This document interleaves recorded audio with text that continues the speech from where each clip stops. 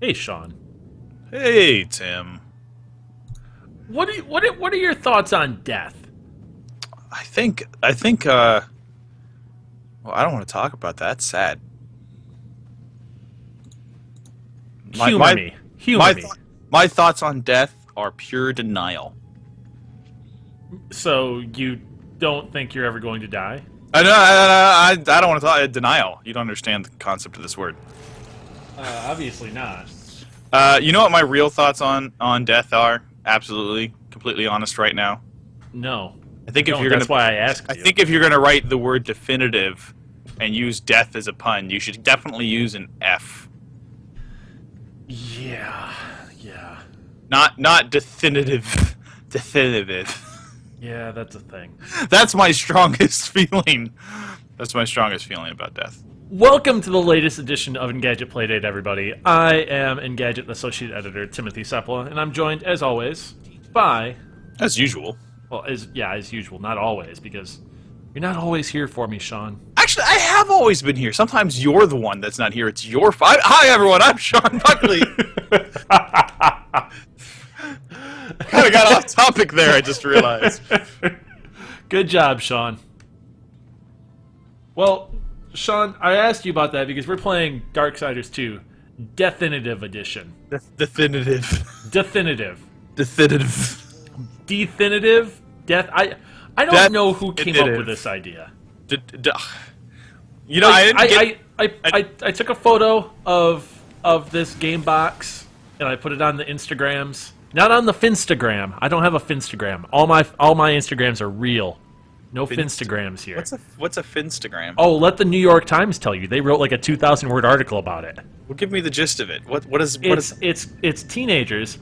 They feel so oppressed by having to live up to the expectations of everybody else by taking selfies and taking pictures of their Starbucks cups and putting them online, that they make these new alternate Instagram accounts that are set to private, so nobody can see them except for the people they want to. And they're called Finstagrams. Why Fin? Fake Instagram. It's not a fake Instagram. It's just a private. I don't understand the logic of teenagers, so don't ask me. But this is a real thing. And they use that Instagram to privately show off their Starbucks cups, or do they really?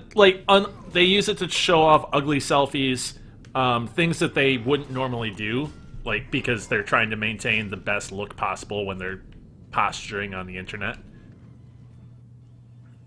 I don't think my kids are going to be allowed to have cell phones ever. That's good. I think I'm gonna employ assholes to follow them around as adults and smash their phones repeatedly, so they just never have one, and they grow up with this overwhelming fear that don't get a smartphone. People just target those and smash them all the time. Someday they'll meet someone, and that person will be like, "What are you talking about? No one does that." And then we'll have to go to Judge Judy. Except for she'll be on a respirator because it'll be 50 years from now, and she'll be like, "You're a jerk dad. You're not a good person." Is this gonna be Judge Judy's daughter? No, it's still gonna be original Judge Judy. She's just gonna be going to be alive? She's an older lady right now. Medical technology, and not even that. No, not even that. Through the sheer force of her own will, she can do it. All right, and she's just gonna be like, "You're a bad father. Buy her 30 cell phones." Oh, Yaddle brings up a good point that there are Finsta snitches as well. So they will get in to somebody's Instagram account, and then on their they'll get into somebody's Finstagram account, and then they'll screenshot it and they'll use it to blackmail. Just don't. What blackmail? What? I wasn't wearing makeup in this shot. That's so bad. Oh my gosh. I don't understand internet culture, even though I grew up with it. I was born into this culture, and I don't get it. Instagram. I'm gonna Google this nonsense. Yeah, dude, right? Check it out. It's on New York Times. They did a huge trend piece on it this week. It is incredible. A chance to be. Why don't you just be real on your normal Instagram and not? Because that way you're not going to be making people jealous of the life that you're living. What do you mean? What? Who cares what other people think? You're gonna turn 30 one day and realize you do not care. Yeah, but until then, they have 15 years of caring. See, this is why I am a full-on extreme ageist.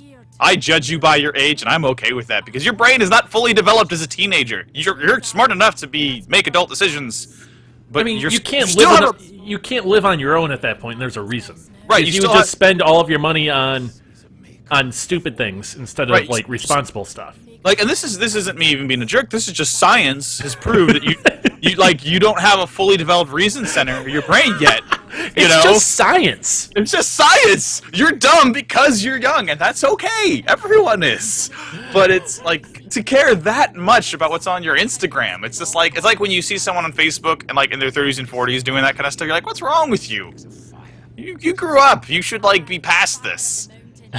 Yodel says that it's all about building a brand. Your Instagram is precious. You need to defend that and keep it on message. Look, man, I know all about a brand. I'm verified on Twitter, yo.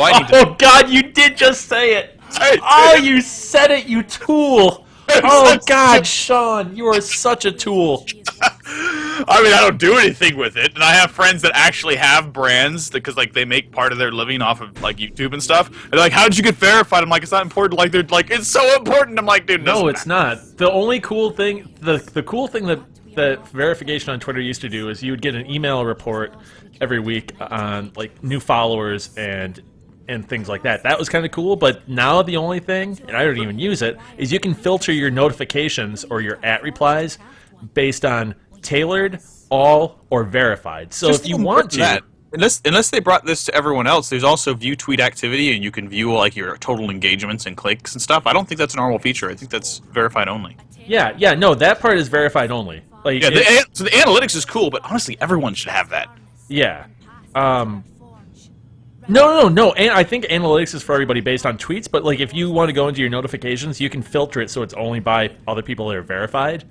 So if you're a celebrity and you just wanted to talk with people that are only verified, you can just filter it so you only see verified responses. Oh, yeah, that's kind of like.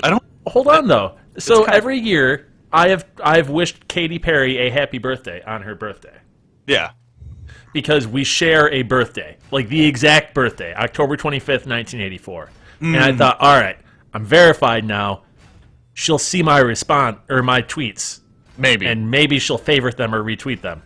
It's been 3 years. It has not happened. So I've given up hope. Because she doesn't know who you are. You know, you can't hope to get the attention of a celebrity unless it's William Shatner and he's really mad at you because you're verified. That's not going to happen on Twitter. You can't hope for that.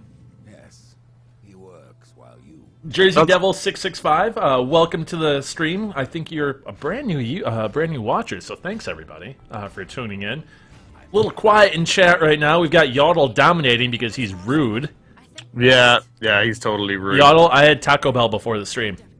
Jersey Devil, what does he mean by this? Verified equals plus 30-minute videos? I don't understand. I don't know what you mean. If you could explain that, that'd be great. Because I make little videos, and if I could, get people to watch them because I was verified, I would do that. But it doesn't work. I mean, I get Sean. it. Is this going to turn in? Welcome to social media talk on Engadget Playdate. Social media talk, and Sean plugging his other stuff, and Sean trying to like just casually drop the fact that he's verified on Twitter. He makes YouTube videos. I mean, Sean is self-promotional. Yeah, Sean is so self-promotional right now. Well, no, I mean, so I get that idea that it's your brand and everyone is a brand in today's society, or you see yourself that way and you want to promote yourself as your visual thing. And it's important, actually, it's almost good that kids are, like, thinking about that, even though I think it's terrible for their life and happiness and well-being. Because if they're aware of that, that means they're aware of all the dumb things they put in on Facebook having a chance of ruining their life as an adult. Right, hence them having separate accounts for this. Right, so but I mean, the problem is that's not why they're doing it. They're not hiding it because they're worried that they're not having a perfect enough Starbucks shot is going to upset an employer. They're worried they're not going to be seen as cool enough or something. Yeah, that's the latter. They're worried about not looking cool enough. Right, and that's the wrong reason to do it. The right reason to do it might be because you don't want to have your public accounts. Like that's why celebrities have fake accounts and things, so they can actually share their moments with their real friends and not get bombarded by fans. Because who cares about fans? Not talking about you folks in the fine chat right now, but I mean, as a celebrity, if you're like a ridiculously world famous person, you want that privacy. Yeah. Let's see. From my understanding, he says you need a verified account for vids longer than 30 minutes. On YouTube. Yeah, I think. Yeah, but verified on YouTube is super easy. You just have Right, to, yeah. you just have to link your email address and click on a link, and that's it. Yeah, and becoming a partner on YouTube is easy. It's just filling out a form, and like that's different. Verified on Twitter is different. Verified on Twitter is kind of a wizardry thing. Like I have no idea how it works. It's basically if Twitter feels like it. And they usually feel like it if you're a celebrity and have a need, but sometimes, like for us, like we're journalists and we know the people that work at Twitter, and they were like, "Hey, do you guys like Engadget probably ought to be verified? Do you guys want to do that?" And our social media manager's like, "Oh yeah, that is a good idea." Yeah. But that's it. And to go back into ancient history, that's one of the reasons William Shatner was upset with us, is because he didn't he was upset not really at us, but that Twitter doesn't define what verification is, and because of his experience with it, he thought it was just like a thing to verify celebrities, and obviously we're not celebrities, so what does verification mean? And then there was a big other misunderstanding, and that's why William Shatner bans me on Twitter. But I love William Shatner if you're listening. I think Common People was just a great cover. I really like the album Has Been. That's all. Please William Shatner, be my friend. But anyway. Good God, Sean, you are the reason why Chad is dead right now. Nobody wants to hear this crap. Everyone wants to hear about William Shatner. Anyway, so no one knows what Twitter verification exists for. Hey, Magus, how's it going? Good to see you. Yodel says that Death looks like an edgy Cobra commander. Dude, yeah, a little bit. I don't know. I don't like how Death looks, to be honest. I mean, okay, so I just don't picture Death as a muscle-bound guy. He is the embodiment of death itself. Doesn't really need to be strong. He's just kind of like, yeah, I control life and death. You don't have any life anymore. Done. You don't need to be strong to do that. I don't know, man. It works for him. Look at I like his arms, how they go. He has these huge muscular shoulders. His elbows are like toothpicks, and then his forearms are gigantic. I think what bugs me about it is he both simultaneously looks, intentionally so, maybe this is why it bugs me, because it's supposed to be this way, and it's supposed to bug me. He looks both like he is decaying and he's super ripped. I think that's intentional. Right, but like if you look at his gut, like it's a six-pack, but it also looks like he's starving. Yeah, he's very gaunt. He's the most muscular, gaunt person you will ever see. Yeah, and it's kind of off-putting in a way. And the hockey mask thing, well, the skull thing really just makes me think of Casey Jones. Yeah, oh, definitely. So, Yeah. Jersey Devil says, I dropped off playing this game just because I was distracted with other stuff at the time. At this point, I'd be okay starting from scratch if I tripped over this remastered new one on the cheap. Well, the thing is on Amazon right now, Jersey Devil, I picked this up for like $25, brand new. So it's definitely cheap. It just came out, right? Yeah, it came out a couple of weeks ago or so. It got to like little to no fanfare. It had no real previews or anything like that. It's a very modest PR campaign, if there was one at all. I didn't even know who was doing PR for the game, so I just bought it. Yeah, do you know who did the port? There are 3 games on the splash screen. I don't know who they are. Like, there's the original, and then there are 2 other ones. And the box is in my living room, so I'm not sure. I can't read it right offhand. But you have the internet in front of you, so you should check this out. Typing. Let me see. Let's see, Definitive Edition. Because I'm always because we had this great article. We didn't, but someone did. I can't remember who, about the company that Playboy had. Yeah, yeah, you can drop that link. It's a safe for work link. Yeah, well, because Playboy is until you go into their deeper site, Playboy is safe for work, basically. Yep. I don't think it's Bluepoint that did it, but it's this great article. We're going to drop it in chat in just a second about Bluepoint, and then they did the Nathan Drake series and a few other ports, and it's a great article about how fast they port it and what they have to do to port it. Wow, there's actually something not safe for work on Playboy. Oh.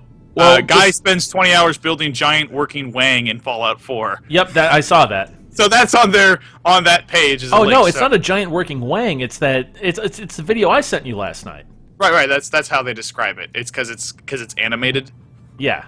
Yeah, so that's how it's working. Get it? It's whatever. All right, I need to get out of here because I want to go kill some fools. Open the door. There we go. Yeah. So Yodel was saying earlier that these high definition textures. I mean, when we were talking about this in the pre-show when we were testing, it doesn't look like a game that was made in 2015. This is very much it's got to be the place or the PC version of the game that came out a couple of years ago. Like I don't even know if it's a port of the PC version or not, but it's definitely running. But yeah, it looks. It's not a remake; it's a remaster, and so it's not like really ups. They probably didn't even put new textures in. They just ran it higher quality. Right, but that's what's nice is there aren't really any jaggies in the game.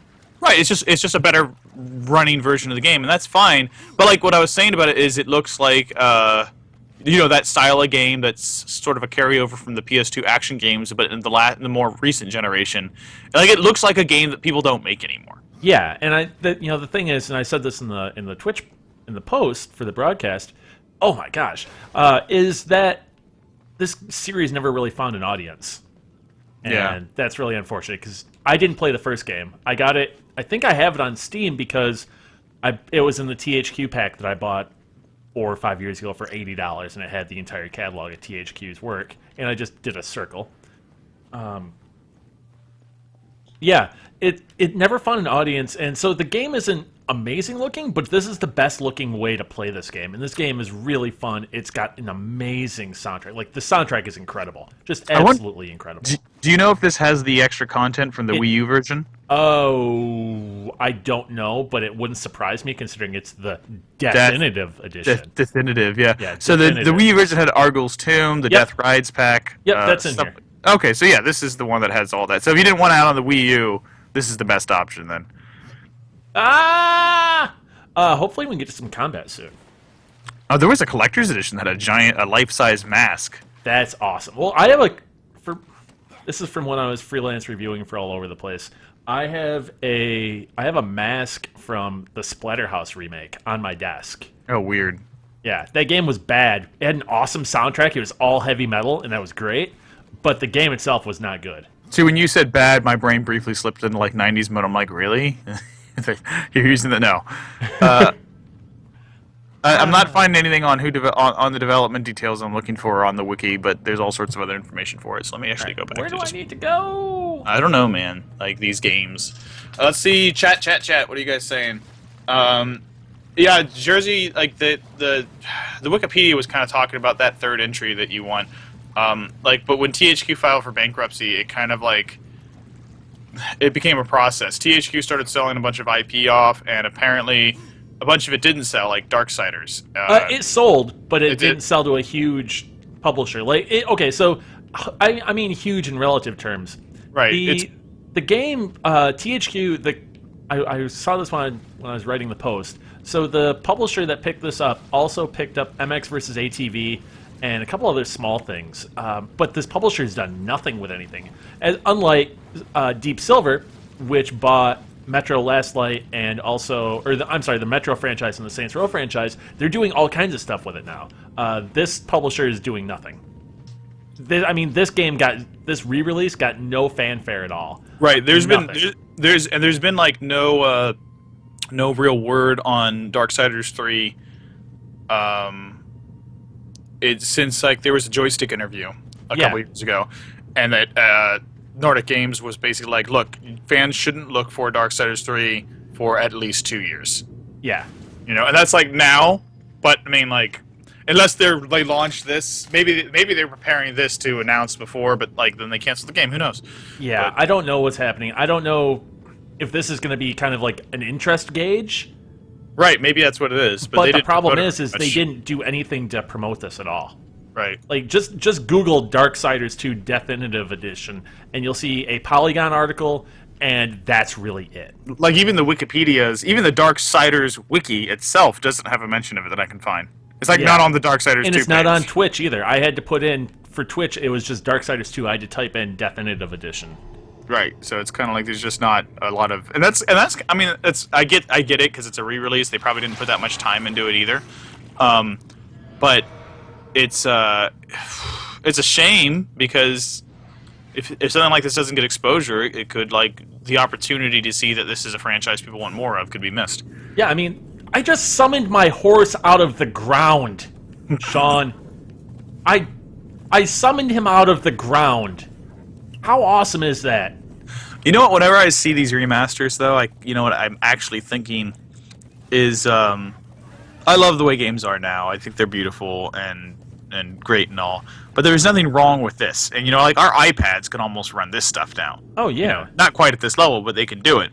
And it's kind of like, why don't more developers make games that are just beautiful, visually styled, but aren't really hard to make like this? Comparatively, this is I don't really... know if this is hard to make or not. I'm not... Well, no, I'm just saying, like, graphics, like, the amount of effort you have to put in the models since they're less poly-intensive is less man-hours than making, like, a hyper-realistic, super creepy Princess Leia. Yeah, this game has an incredible, well-realized art style. Right, and it has really good gameplay. So sometimes I wonder, what if they said, let's do it this level visually, and just pour all those other resources into doing amazing things with this. Right. Like, we could have a lot of really cool games. Like, sometimes I feel like as a gaming community, wouldn't it be great if we decided to lower our standards a little bit? That will never happen, Sean. I know it'll never happen. We happened upon that YouTube streamer or that YouTuber last night, and you're like, oh, that's why this is the problem. Right. It's like, because we have these expectations that are so high that we decide to hate things before they're available. Like, that's our entire plague as an industry and as fans. Like Battlefront, again, and I hate to keep bringing this up, I think it's a perfectly fine game, but people had these big expectations and it wasn't what they wanted, and they decided to hate it preemptively in a lot of ways. And that's sad because they don't want to take, and I understand it's doing an impossible thing. They don't want to take it for what it is, because it is technically a follow-up to another series, despite the fact that they took the numbers off. Right. You know, that I don't know why that makes no sense. Let's take the numbers off and maybe people just name it something else. You know. Yeah. Just name it something else. Because they have a built-in audience at that point. They say, all right, if we have Battlefront on the box, it's like with movies too. So you see movies that get sequels for no reason, and it's like, really? And it's because they put the name on the box and they know they have a built-in audience. Right. It's like, well, that's okay. So this is getting a little off topic, and of course, getting into movies. But it's kind of like the thing you see with book adaptations is. Like a movie director wants to tell a story, and so he does, but he names the name. He takes a book and says this is an adaptation, except it only has the barest of elements from the book, but keeps the name. Right. And so it's like I'm using the author's work to tell my own story, instead of just telling my own story, and that's because people will come to see it. It's like, oh, I wonder how it's like to the book. Oh, this isn't anything like the book at all, you know. Right. And so it's kind of like that, I guess, except for, like, and I'm not complaining about Battlefront. I like it, but, like, they could have called it Star Wars anything else, you know. Star Wars Battle Saga. Battle Saga. Because, I mean, like, Battlefront isn't the, like, Battlefield, or not Battlefield, Star Wars Front Lines. I don't know. Sean, there's an amazing chat going on, right? There's some amazing stuff going on in chat right now, and I think you'll love it because it's talking about art style and a comic book artist who apparently did this game. Oh, let me take a look back. Scroll to my link here. Ocarina of Time, Sauron. Oh, yeah, okay. The Joe, I don't know how to pronounce his name, so I'm not going to Joe M here. I did not know, I guess I did know he did the art style, actually. I kind of vaguely remember this.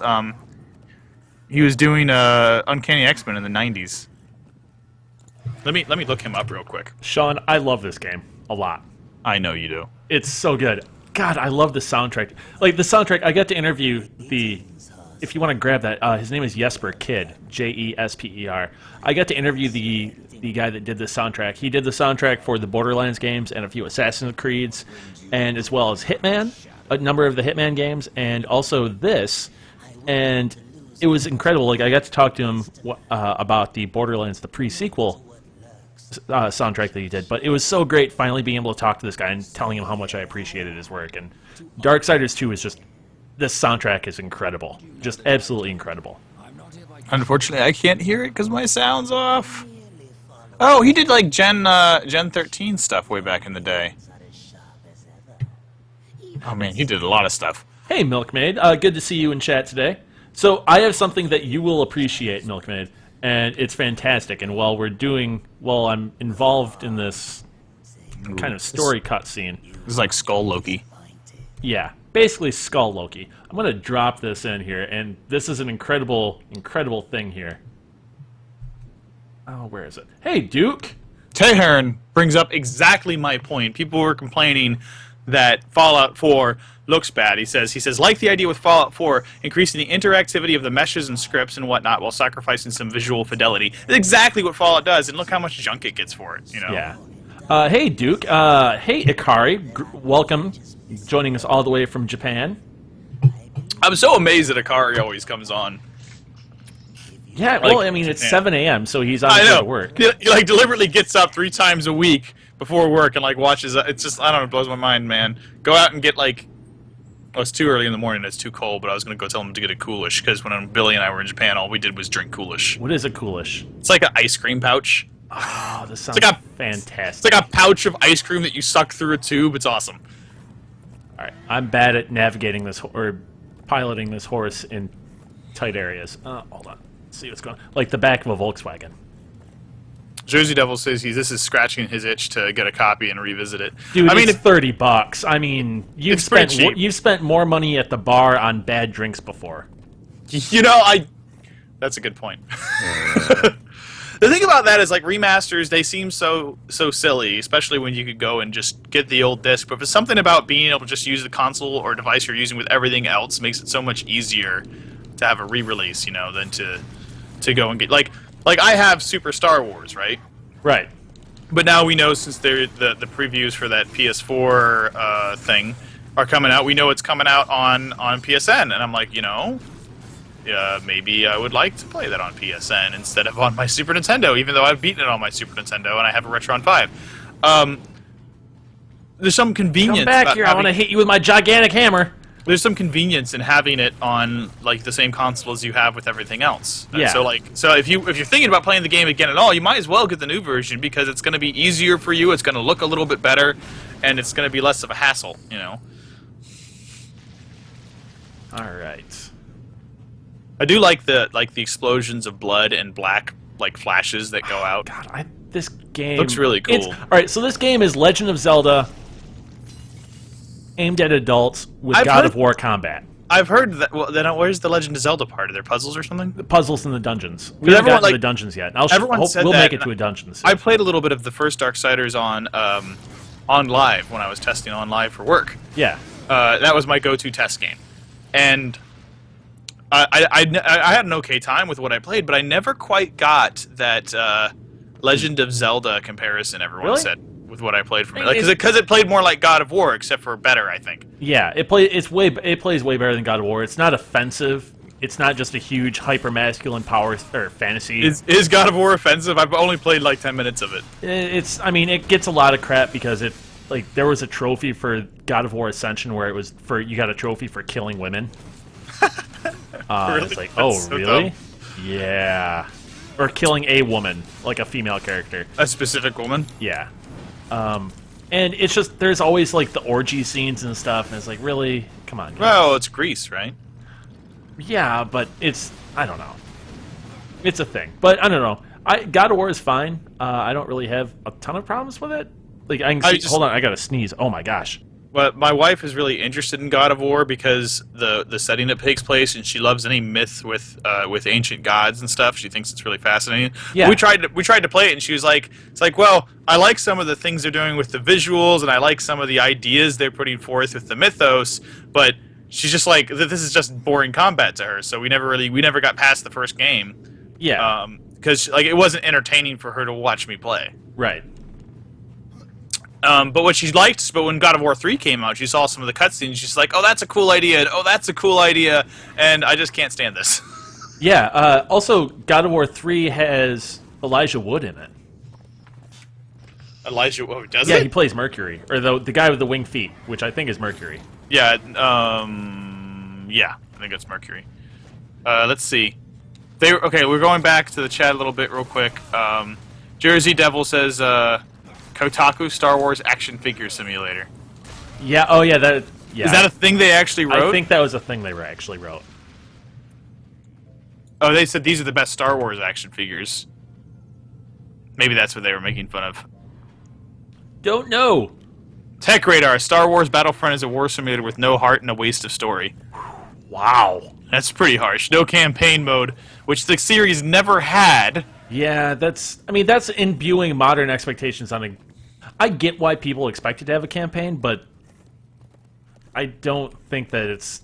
You can't really hold that against it. That'd be like going against and saying, oh, well, Hearthstone, you have to be always online to play it. Well, that's how the game was designed and how it's... Right, and it's following the legacy of games designed like that. Should it have had a campaign? Honestly, I think it would have made people less pissed off about the price and the DLC. Yeah, oh, definitely. Oh, you know, crap. And I'd still at this point pay $30 for a campaign DLC just using the system like with simple missions, because like you kind of get a hint of that, like some of these single player the training things. stuff. Like it starts off with like here's kind of an objective. And if you just wrap a little storyline around it and threw a couple of cutscenes in, people would be pretty happy. You just have it, you know. Heck, I mean, and that's kind of what the closest thing to the old games. I think wasn't there a mode where you could play through all the battles of the original trilogy, like in order? Like if you did that and you wrapped in some cutscenes with the really terrible voice acting, I think people would have been down for that. But I didn't expect that, and I don't think it was reasonable for anyone to expect that. No. You know, just knowing what the series is. Let's see what else we got going on here. Ikari says, yeah, he doesn't know why, but he keeps finding himself buying remakes just to have them on my current console. Yeah, it's like a disease, right? Yeah, that's the only way. It's I don't know. If they're priced right, I'm okay with it. You know, and it's been long enough that I haven't played it, or I don't have the original anymore. Like I didn't have a problem rebuying Ocarina of Time 3D because like I hadn't played the game in so long, right? Right. Also, like something like the Metro double pack on PlayStation 4 and Xbox One had Metro Last Light and Metro 2033. When those games were originally released on consoles, they were released on Xbox 360 and PlayStation 3, and they didn't look anywhere near as good as the PC versions. So those exist as a way to have the PC versions now on a console. Right, I'm okay with it, and they were priced right. Have the launch quality of the PC versions, yeah, and that's a thing I can get. Wow, you're right though when you said before the stream, Tim was saying that like the action buttons don't look HD at all. It doesn't. Oh yeah, if you want something else, let's see here. Let's go into the menu. Look at the menu. I saw one of them pop up, and it was like, oh man, that looks like big. Yeah, the menu is not designed for a really good HD TV. I mean, I played the. These aren't that bad though. No, I played the original on my 65-inch TV, and it looks fine. I mean, it's a little blurry in spots because of anti-aliasing, and it's a little jaggy, but it still looks good. The art style is strong enough to overcome that. Right, like that's a lot of things with some of the better Wii games. Is the art style is strong enough that it looks fine, but yeah, it's like Mario Galaxy looks incredible at 480p. Right, but like it looks incredible at 480p. But like if people, there was that. I think that's how we rewrote it originally, or maybe it was my old outlet. If you put it into Dolphin, and upscaled it to get rid of the anti-aliasing and added some of that stuff, it looked like a high-end 360 game. Yeah. You know? Like, and that's the thing is like I kind of wish there's so many old Wii games like man if they just let them run on the Wii and apply an anti-aliasing filter as an option, these would look amazing. That's my big problem with emulation, to be honest. Like not like independent emulation because you can do anything you want with that, but when you buy a game from an older console, it puts it through a smoothing filter, but it never gives you the option to upscale it, which is something you can do on the PlayStation 3 you could. No, with PlayStation 2 games, yeah. No, and PS1 games, you could upscale. No, you couldn't. I have that. It looks better, but it's upscale. Okay, maybe I should restate it. The output was upscaled in post, which is the problem. Okay, there we go. Versus if you get it like on a PC, let's say I put in any game you want. Like I could put in a PS1 game. Grand Theft Auto. Yeah, the original 66. Yeah, the original Grand Theft Auto. I could tell the game to render it internally at 1080, and then everything looks like way crisp. And some PS1 games you do this with, and like you're amazed at how high quality the textures actually are. Yeah. Like in the original Gran Turismo games, like the textures in the cars that look terrible and blurry on like the actual textures are really good looking. Yeah. You know? We have some good questions in chat if you want to address those, Sean. Yeah. I was just going through that rant because that's who I am. Of all the games, Nick single player, Battlefront is a prime candidate, but for $100 for all the content is lousy. Yeah, that price, that season pass, especially in the face of how many maps are on the disc, that is a little insulting. I have a little less problem with that than everyone else, but I've also I already experienced that with the last Battlefield game and didn't mind, you know. What, Hardline or 4? No, 4. 4 has a huge map coming out for free soon. Like I didn't even care about Hardline. I played the beta or something, and it was like I need to play the campaign. Everybody says the campaign it's slow, but it gets wild at the end. Hey, I kind of want to see that. Everyone in chat, how's the video looking for you? Because it's kind of choppy for me, and I don't know why. We're running at 30 frames a second. It's probably just me. I think Comcast is mad at me. As much as folks complain about some of the Battlefront games, Jersey Devil says at least they have a ton of options. Some are definitely fun. Oh, man! Oh, oof.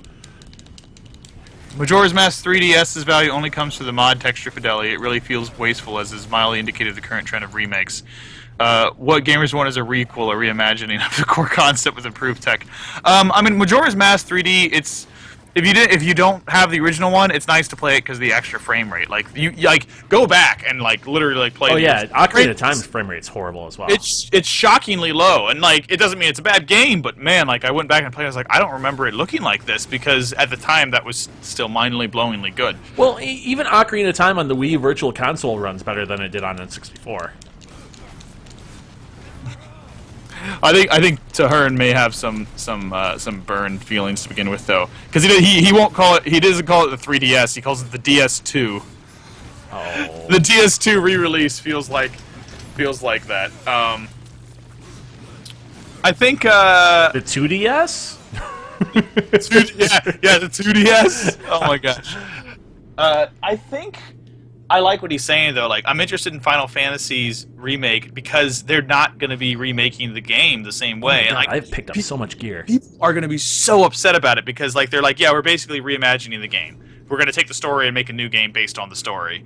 And I'm like, oh, people are going to be so mad that it's not going to be the same turn-based thing. Yep. I might actually play it because of that.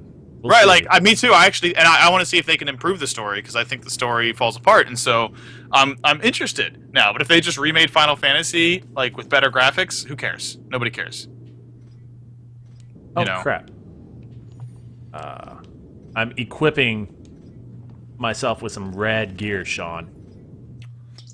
Oh, Tim, I have a sad thing to announce. You're out of Surge. Out of Surge, just finished my last drop of my last can of Surge.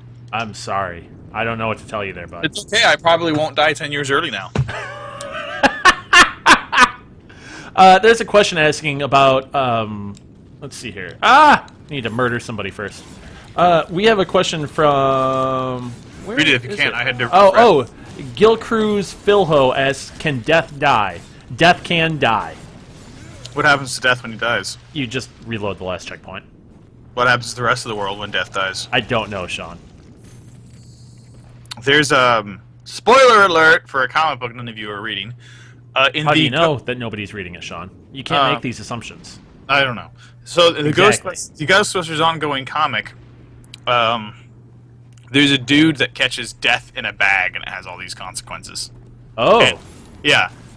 And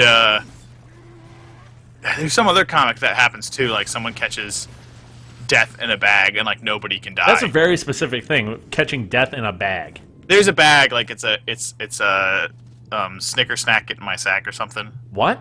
It's like there's it's a children's rhyme or a fairy tale about this guy who's got a magic bag that can suck things into it, right? And like he gets this bag and death comes for him, and he says this phrase and he sucks death into his bag. But then when he goes back home, like the cows don't die and like life is hell, and so he has to let death out of the bag and apologize and let death take his life. Oh, well. It's like, yeah, it's let me find it. It's a really interesting fairy tale, trapping death in a bag. Sure. Sean, So you have somebody that, jealous I of mean- your Surge in chat. Oh yeah, my wife got it for me. Yeah, it's an Appalachian jacktale about a man who catches death in a sack. Just, you know, oh, crap. Is our audio okay? Are we too loud? I just realized that this game is very loud, and yeah, so, yeah, chat, if you want to let us know what's going on with the audio, that would be fantastic. Retest, it was fine. Okay, alright. Like the game actually definitely has some audio, but it's we're fine. You can hear us. I just checked. Okay. Wasn't that an episode of Family Guy? Yeah, Yaddle that was what they were playing off of in that episode of Family Guy. Except for instead, like Death took a break in that, but they were still playing off of that same Appalachian myth. Jersey Devil says best metal band ever. Death Can Die. Death Can Die.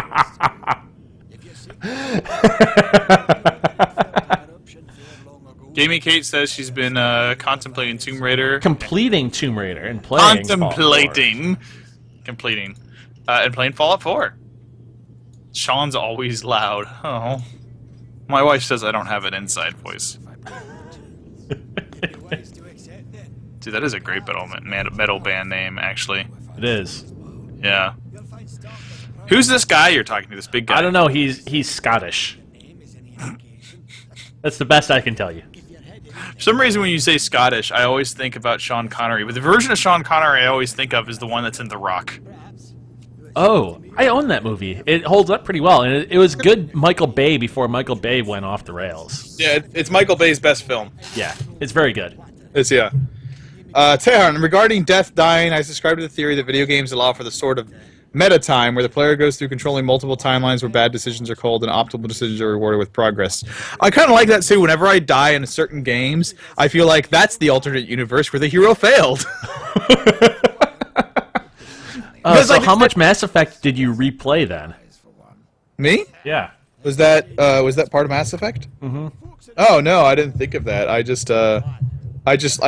like that alternate timeline theory where there's multiple universes and everything's possible, and there's a different timeline where everything's exactly like it is now, except for you drank an extra ounce of water yesterday than you did today, and nothing else changed. Oh, Gaming Kate says that she never completed the first Darksiders, but finished the second one. Yeah, I really, really, really, God, I love this game. It was so underappreciated, and it's so good.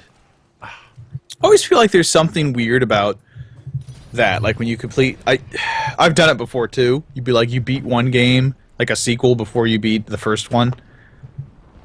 And I try to play games in order of release. I really do. I just kind of hate that feeling. But yeah, you can't always do it, especially when the games are really old. Speaking of though, there's something a topic I wanted to bring up 15 minutes ago and I kept forgetting. Is it the topic of you stopping messing around with your desk so it stops making pounding noises on the stream? No, that's not. That was me moving my microphone off of my big fat belly. And hold on, you have your Yeti on your belly? I did for a while. How does that work? Well, I was leaning back in my chair. And Sean. You wanted to know what the pounding was, man. Sean. Wow. So, by the way, PC gamers, this version of Darksiders 2 is only $12 right now on PC. It's a good deal. If you think you want this game and you don't have, that's pretty nice. In fact, it's cheaper than I think the normal Darksiders 2. What are you laughing about, Sean? I just think that's funny that it's so cheap. Okay. We were talking about the thing with other consoles, right, where you rebuy a game because they have a definitive edition upgraded re-release like this, right? Yeah. And for a while during this stream, I was thinking, like I guess that's a nice thing about PC gamers. You don't have that, but I was wrong. You do have that, where you rebuy a game you already own because it runs better on the new version. And that doesn't make any sense for PC gaming at first, I thought, but I realized it did because last year I bought on eBay CD copies of all my favorite Star Wars games from when I was a kid. You know, I rebought a copy of Jedi Knight, of X-Wing and TIE Fighter, of Rogue Squadron 3D, which is the Rogue Squadron for the N64, except for on PC. And I was really excited about them all. And then a couple months, I had a hard time getting them working. I couldn't get them to run. I couldn't get DOSBox to work. And then a couple months later, I rebought all of them because they were released in mass from GOG.com. Right. And they all work perfectly without any effort on my part. Because GOG did all the work with their own engineers to make sure that the games work through different wrappers. So that's like the same thing. Like there's this comfort in rebuying the game, just knowing it will work better. Right. You know, and it feels silly spending the money on that, even though I have an avenue to play the game already, even though it's more work. And that's why I think these are justified, because we'll do that anyway. You'll be happier to play this than plug in your PS3 or whatever if it's not plugged in. Right. So, So Yaddle is saying the ending to the first Darksiders had such a great shot of the other three horsemen coming to join war. It left me so pumped for a sequel. And and then what do we hear? Taerin says, "How I wish I could support a company to make Darksiders 3." I guess you can. You can buy this. You could buy this, right? Like you say, more like $0 on Pirate Bay. Pirating hurts their ability to like. If you buy this, how interested the public is in this game. Right. If 1 million people buy this game, they might be like, okay, well that means 1 million people might be interested in Darksiders 3. If 200,000 people buy this game and 800,000 pirate the game, they'll probably be like, no, we're not going to make another game. Yeah. That's literally how it works, dude. Don't be sure. That's literally how it works. Yeah. That's how they gauge stuff. If they base a lot of times they'll do this. Game companies will re-release these games to gauge interest. Yeah, that's why it serves It's a relatively purposes. Like putting this back out is a relatively low cost of production, so it's easy to turn the profit back on it and make it not a loss in their books. Yeah. And then if it sells well, they can use that as like, okay, so people are still into this kind of game. We now have that data. Yeah, honestly, if a game's budget is low enough, they can sell a publisher. If they sell 50,000 copies, they can break even. And that's why you see, why did this game get a sequel? Because it had a low enough budget that it sold enough copies that it warranted it. Right, and there's little things like that. It's also like Razer as a company, right? They'll sometimes, they have like loss leaders. Like they make their money on things you don't expect. Like they have a mouse that might cost $400 and nobody will buy it. And one of my friends was told in an interview once, like, oh, well, we make that mouse not to sell that mouse, but because it makes the brand more valuable, and people in China buy the $20 mice by the droves because this expensive mouse exists. Huh. You know? Yeah, it's okay. So like this that. is an example of death dying right now. Oh, great. Oh, Jersey Devil 665. Tony Hawk 5 happened, but we're going to be scratching for a third Darksiders. Wow. Akari, this isn't an argument that you could just boost the resolution on a PC. This is literally a thing that you can do.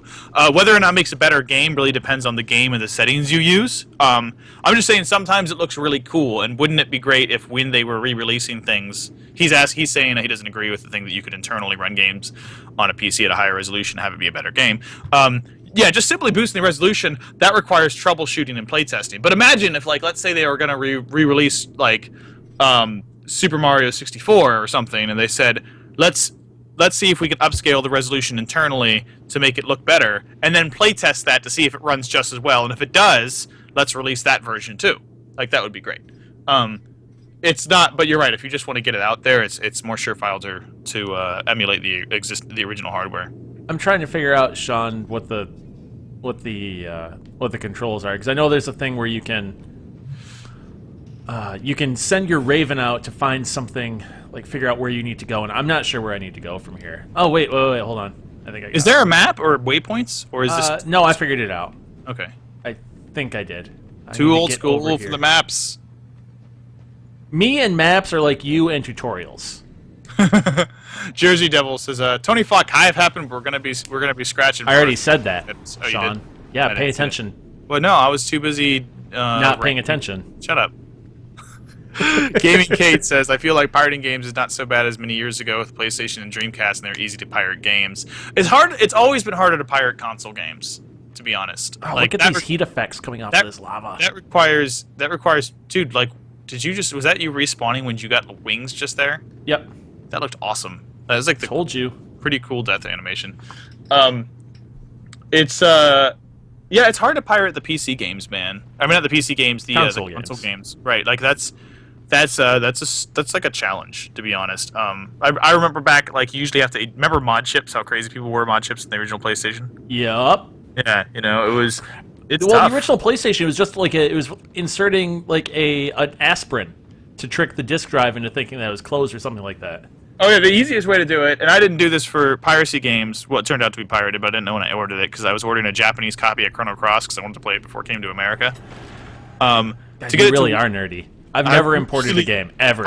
I've imported a couple games. I imported Retro. Well, I didn't import it. I bought it when I was in Japan. Retro Game Challenge 2. A couple of other games, but I remember sticking like a pencil on the closed like lid latch on the original PlayStation and doing the disc swap to fool it to allow the Japanese games. It's harder now, you need chips, you need usually software hacks, to be honest, and then they get patched. You know. Yeah, I see. Let's see here. Gaming Cake says, but I think trading has killed some publishers and developers as they don't get as much credit. Hence why they bring out definitive editions and season pass. And so they make more money on additional content. That's exactly why they do that. Exactly. And well, they can, but they won't. They will not. Publishers will not work against GameStop. They will not. It's futile. Right. So they just say, all right. Oh crap! I'm an idiot. So they say, all right. Instead, we'll just we'll offer the season passes and you can sell those for us. Right. That's the way around that. That's also why Xbox, one of the reasons they tried to make it so you couldn't really. They tried to kill the used game industry. Yeah, but GameStop was on board with that too. I could pull the press release out of my inbox, but yeah, from 2-3 years ago. But yeah, GameStop was way on board with it because they figured Microsoft had worked with them on a way to say, all right, we're gonna kill the used game market, but it's not gonna screw you over because look, we have these other opportunities for you. Right, and like.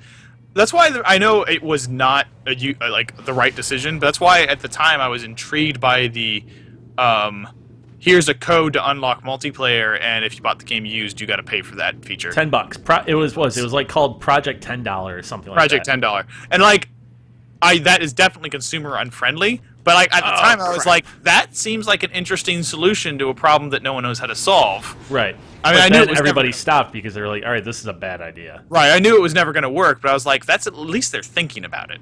You know. Yeah. Ubisoft was the last holdout for that. Yeah. THQ, interestingly enough, was one of the first publishers that did it. Well, you like just drop into that pizza lava really fast. Pizza lava, dude! It does. It looks like melted cheese. Yeah, it looks like pizza. Can't you just double jump across that gap? No, you can't double jump. At least you can't yet. I figured it out. I just had to do something with the. It looks like melted cheese, man. It's pizza lava. Oh man, I'm hungry for pizza now, Sean. This is all your fault. And yes! I can't eat cheese. Oh, that's right. You can't eat. I mean, I can, but it's not a fun time for anyone. What do you put on your pizza? No cheese. That's all.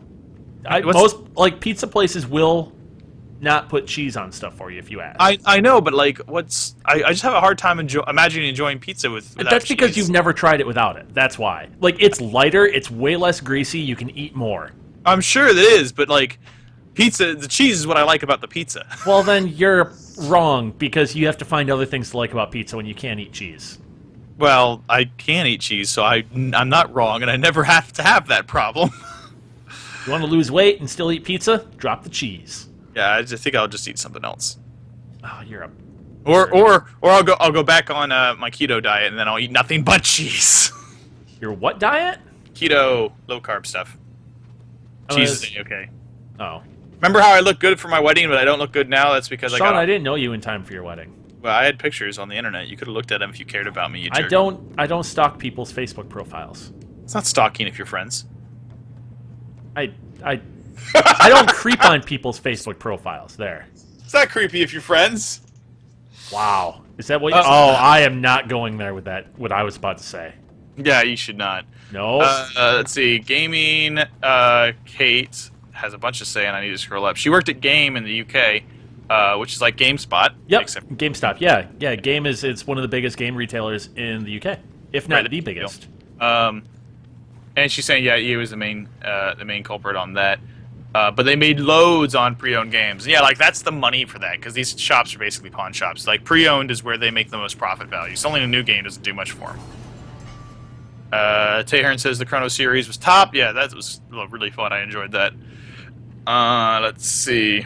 Akari said he used to pirate more when he was a kid, but he doesn't now. I used to pirate a lot more when I was a kid. I didn't have any money. I didn't think it was a big deal. And then when I started working in film, I thought, I really wouldn't like it if I was trying to make a living off of my film work, and everyone was just pirating it, and I wasn't getting anything out of it, so I stopped. Yeah, that's the thing too. Is I used to run ad blocker, and I was like, wait, hold on, I get paid because of these ads. Right. I'm slitting my own throat here. Yeah. Oh. It turns like keto is the future and sugar and carbs are the devil. So sugar and carbs, like, they're not always bad for you, but I do think we eat more of them than we need to. Yeah. Because it's great filler as a business. If you need to fill. Oh yeah, throw some potatoes in there. Yeah, it's the starches are the cheapest filler you can put in your food. So I think a lot of foods we have now. Oh my God, Sean, look how gorgeous this is right here, right now. Oh my God. In lava. No, I'm taking a screenshot of this because this is beautiful. Oh my god. Oh, I lost. Cutscene. Crap. He says he works in software, he works in ads, and he still pirates and runs ad blockers. See, like,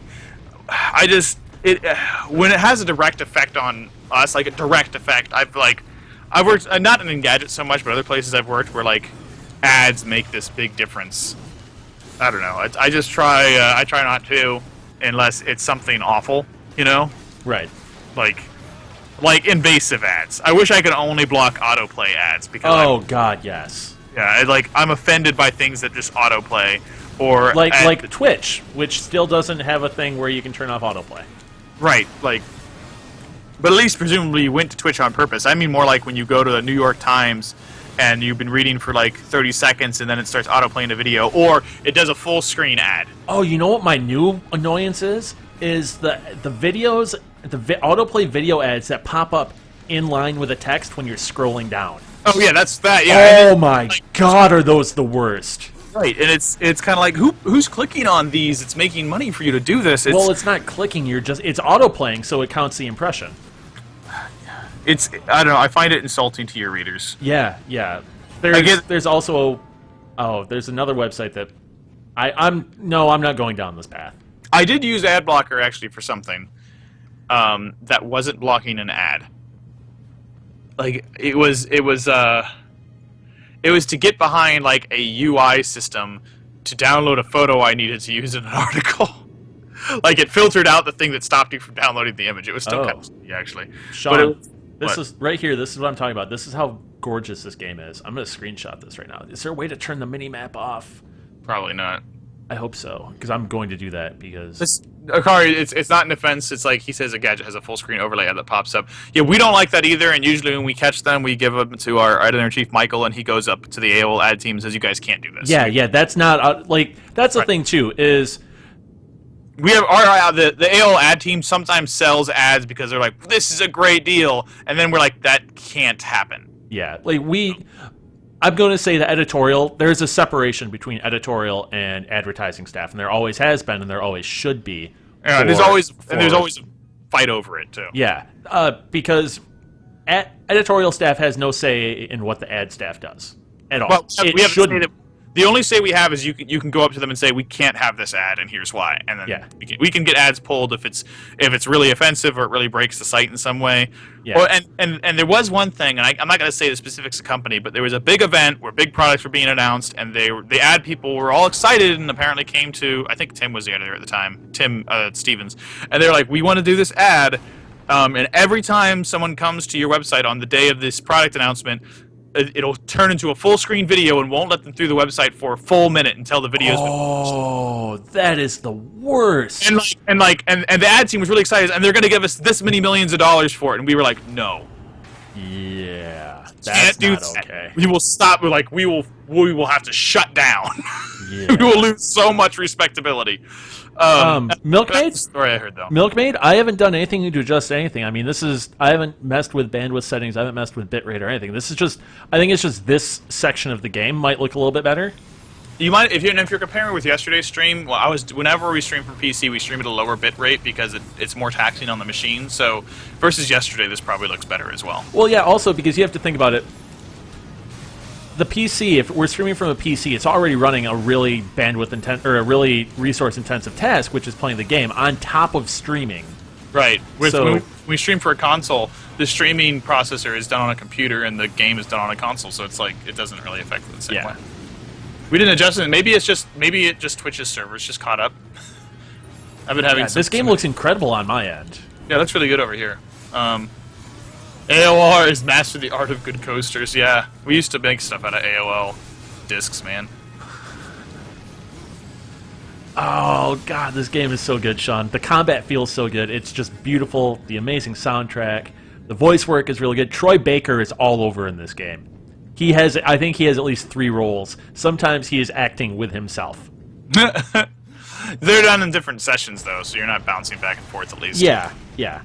Man, like some of those combos look really cool just now. Oh, let's see here. Milkmaid says that I'm looking at the mini map, for example. It's perfect. It's a perfectly alias circle, and sometimes it's jaggy and not smooth. Maybe it's the stream. Yeah. It could very well be the stream because I'm not noticing anything kind of crazy like that. And it could be a lot of things too, because who knows what it's going through to get to you versus servers. Yeah. So it could be like the real test will be looking at the archive and seeing what it looks like. If the archive looks crystal clear the whole way through, it's basically means that the streaming that was bogging Pizza it lava, down. pizza lava, pizza lava. Swift says YouTube's have really got to him recently. He can't stand when he's watching numerous videos in the row and there's ads every time. At least YouTube videos, even the worst of them, are usually skippable after 5 or 10 seconds. It's different though. Yeah, I noticed this a couple years ago, at least, that if you're browsing on Chrome versus Firefox, on Chrome there are way more ads. Oh yeah? Yeah. Huh. Chrome there are more ads, and Firefox no. Because I was at school once, and in order to use Chrome, you have to sign into your Google account. I'm not signing into my Google account on a shared computer, period. Yeah. Just to use a browser for a half hour. There's no reason. So I was using Firefox, and I was like, wow, there are no ads on this whatsoever. And I went back and I fired up Chrome on my laptop, and I was like, wow, there are a ton of ads now. So it's based on your browser.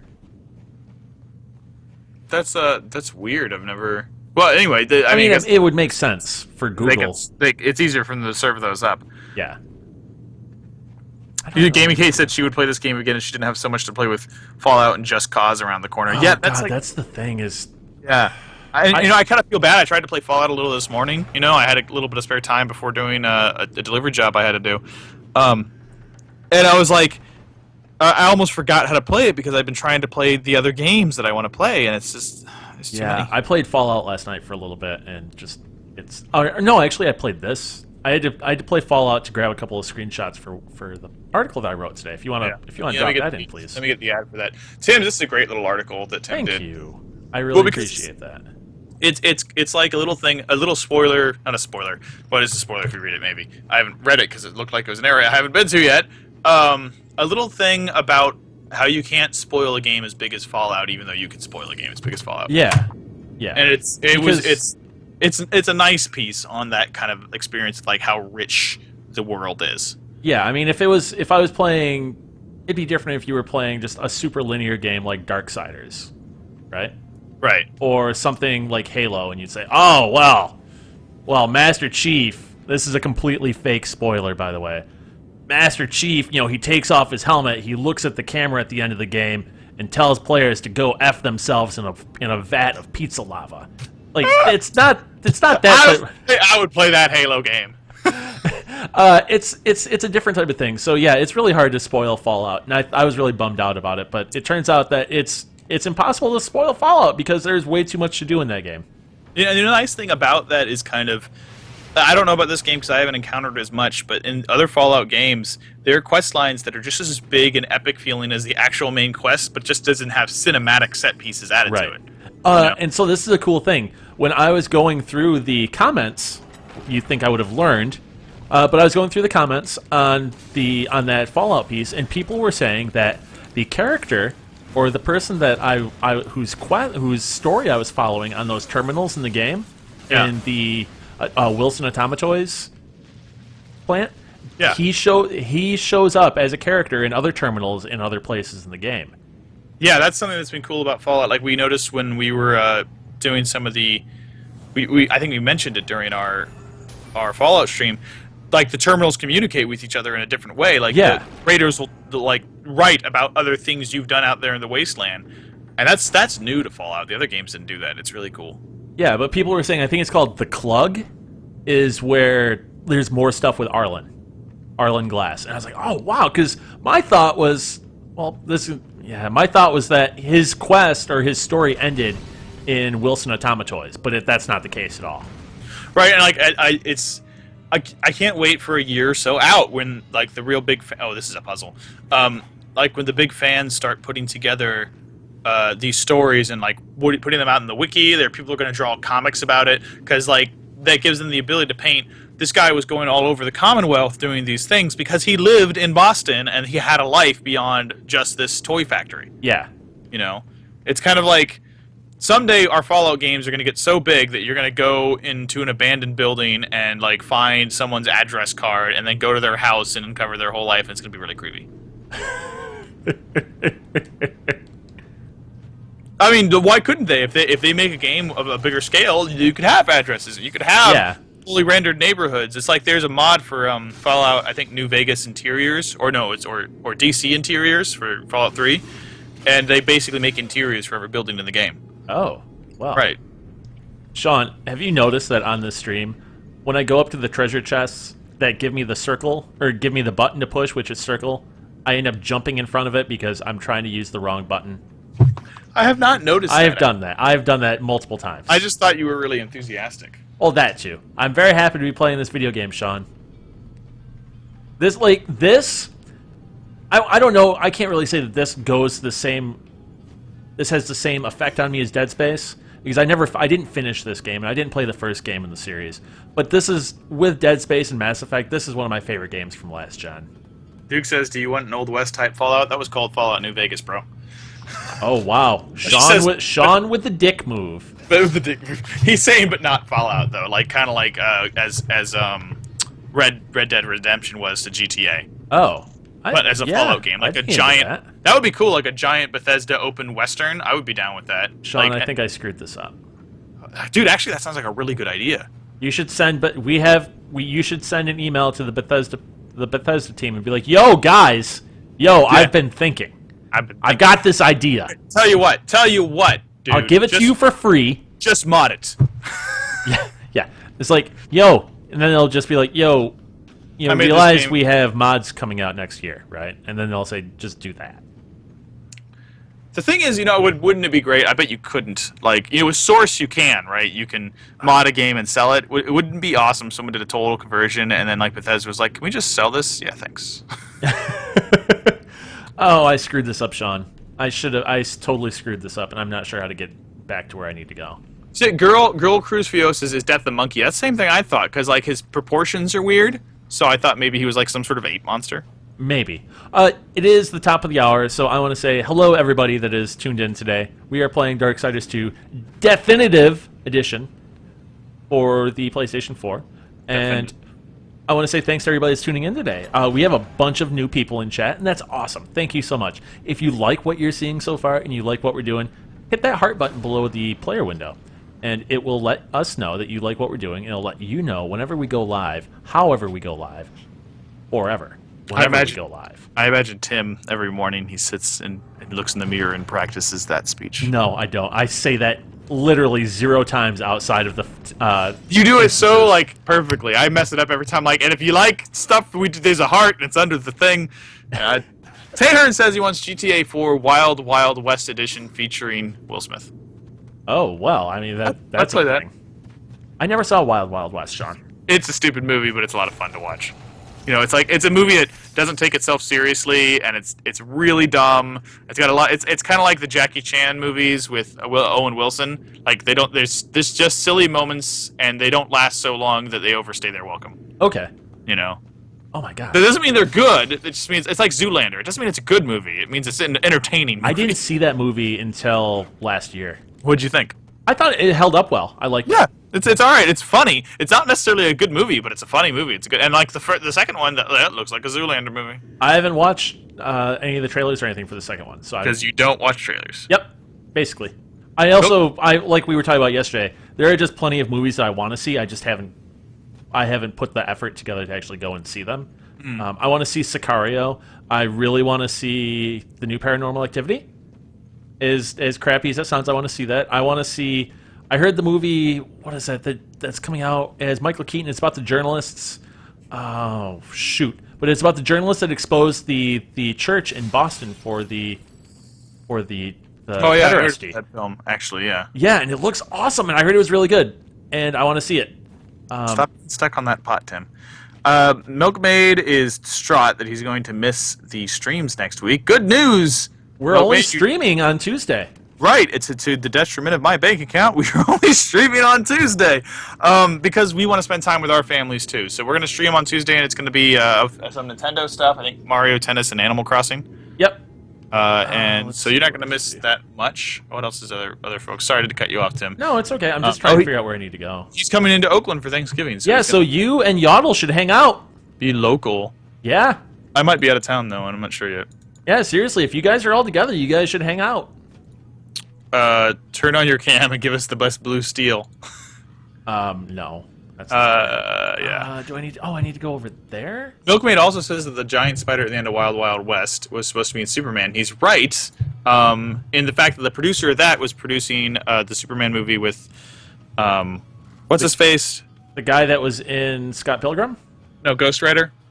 Oh, Nick Cage. Nick Cage was going to be in a Superman movie, and the producer for that movie, one of the reasons it failed is because he was so fixated on these ideas that weren't very Superman-like. It's like, okay, well, Superman can't have powers, and they're like, no, he has to have powers. Okay, Superman can't wear the suit. He has to have a suit. Okay, well, Superman's going to fight a giant spider, and they're like, no, and he's like, yes, and they're like, no, and he's like, yes, and like eventually he went and made Wild Wild West. He's like, giant spider, like this giant spider thing, like was this pervasive idea he insisted on. Like Brainiac was going to be a giant mechanical spider. Oh, I figured it out, Sean. I'm back to where I need to be. I just need to. No, it wasn't Tim Burton that did this, though, Milkmaid. Tim Burton was the director, but the producer was demanding on the spider. And so it was the producer that also insisted the spider be in Wild Wild West. He was just obsessed with this. Anyway. Spiders. Spiders. If you want a movie about spiders, I say watch Arachnophobia. Look at that volcano. For a minute. I'm too late, Sean. You left? Yep. Why'd you leave? Because man's right got to do around what a it. man's got to do. You would... It's a cool-looking volcano. I'll go back to it. Yeah, Milkman's like, Sean knows what's up. I remember a lot. I don't remember where I learned all that. I know a lot of stupid things about comics. Okay, Sean, what's this volcano I'm supposed to be looking at? It's too late. You missed it. All right, fine. It was over by that chest. It was out the. It was in the background. Oh, there it is. Yeah, Yeah. I mean, I could take screenshots of this game all day long. All day. So And you it's just, God, it's just so pretty.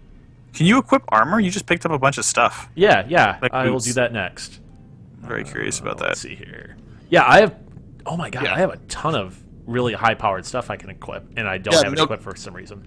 Milkmaid says that stuff I was just talking about. The spiders all in the Superman Lives documentary that came out. Yeah, I think I read it on a paper or a book about Superman Lives. It was like an ebook.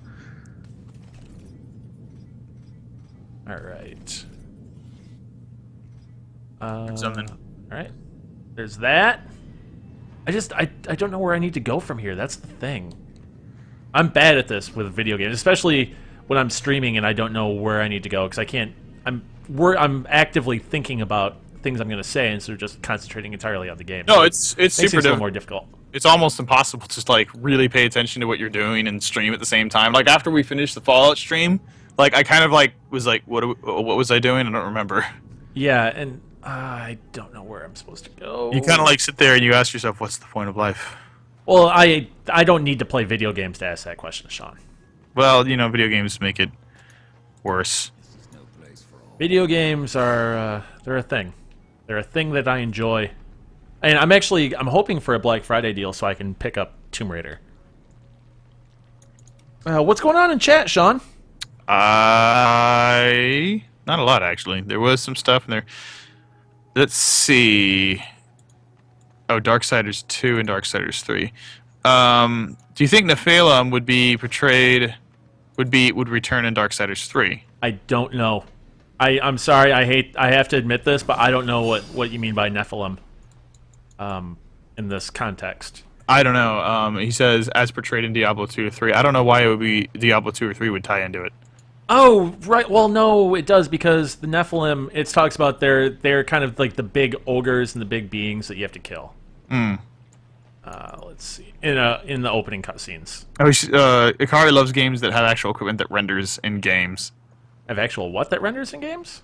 Equipment, like when you put on Oh. like a shirt, it shows up in the game, and that's actually kind of cool. I think I have to go back out here. Follow the map. It's weird that there's like no marker on the map telling you where to go. Well, it's like the green lines on the doors tell you what's available and what's not.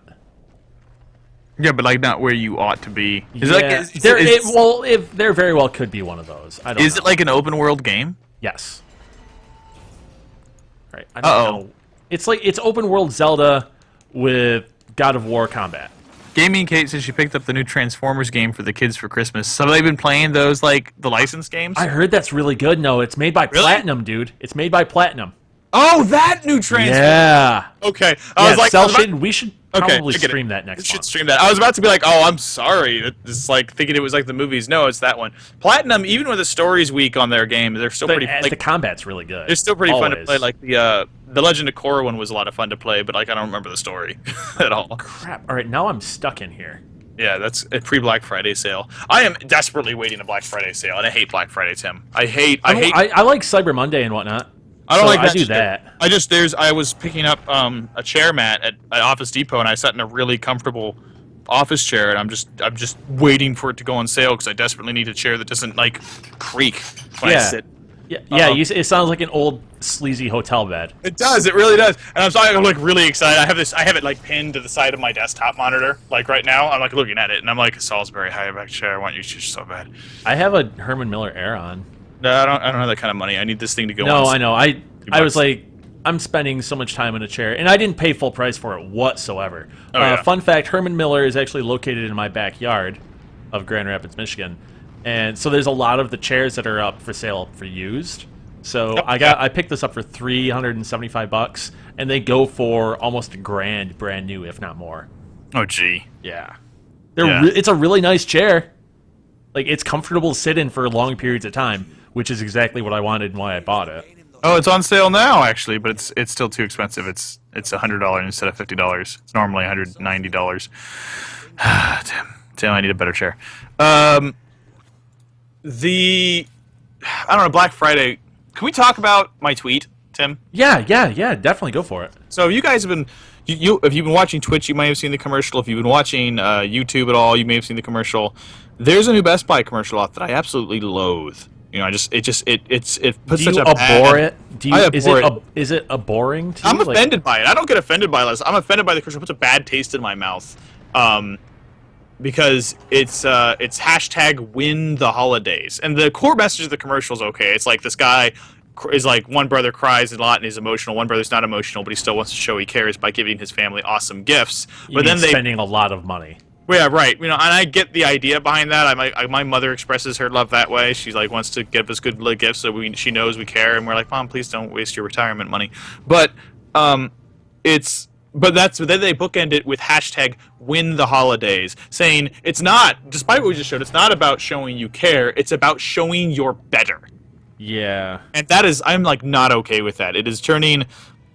How did I phrase it?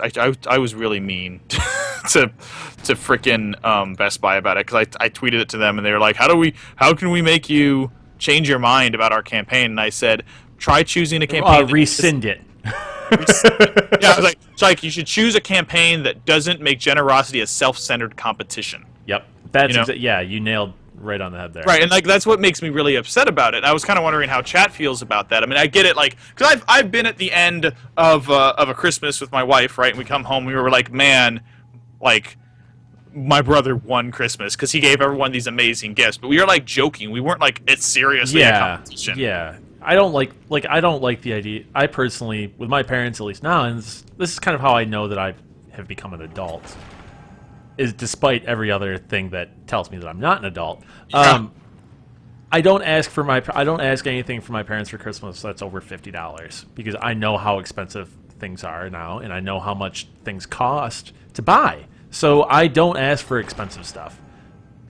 They still buy it for me anyways, but I don't ask for it. Right, I'll buy something myself. I put like a GoPro on there like as a joke. I'm like, yeah, just kidding, and Mom bought it for me. It was like a really expensive one. And I was like, Mom, I'm glad and it's like, so I can't joke with them, and like sometimes I have to put something expensive on there because I know they're gonna spend like a bunch of money anyway. But yeah, if you're gonna spend a bunch of money, at least buy this stuff that I want. Right, but I don't like it. I get that.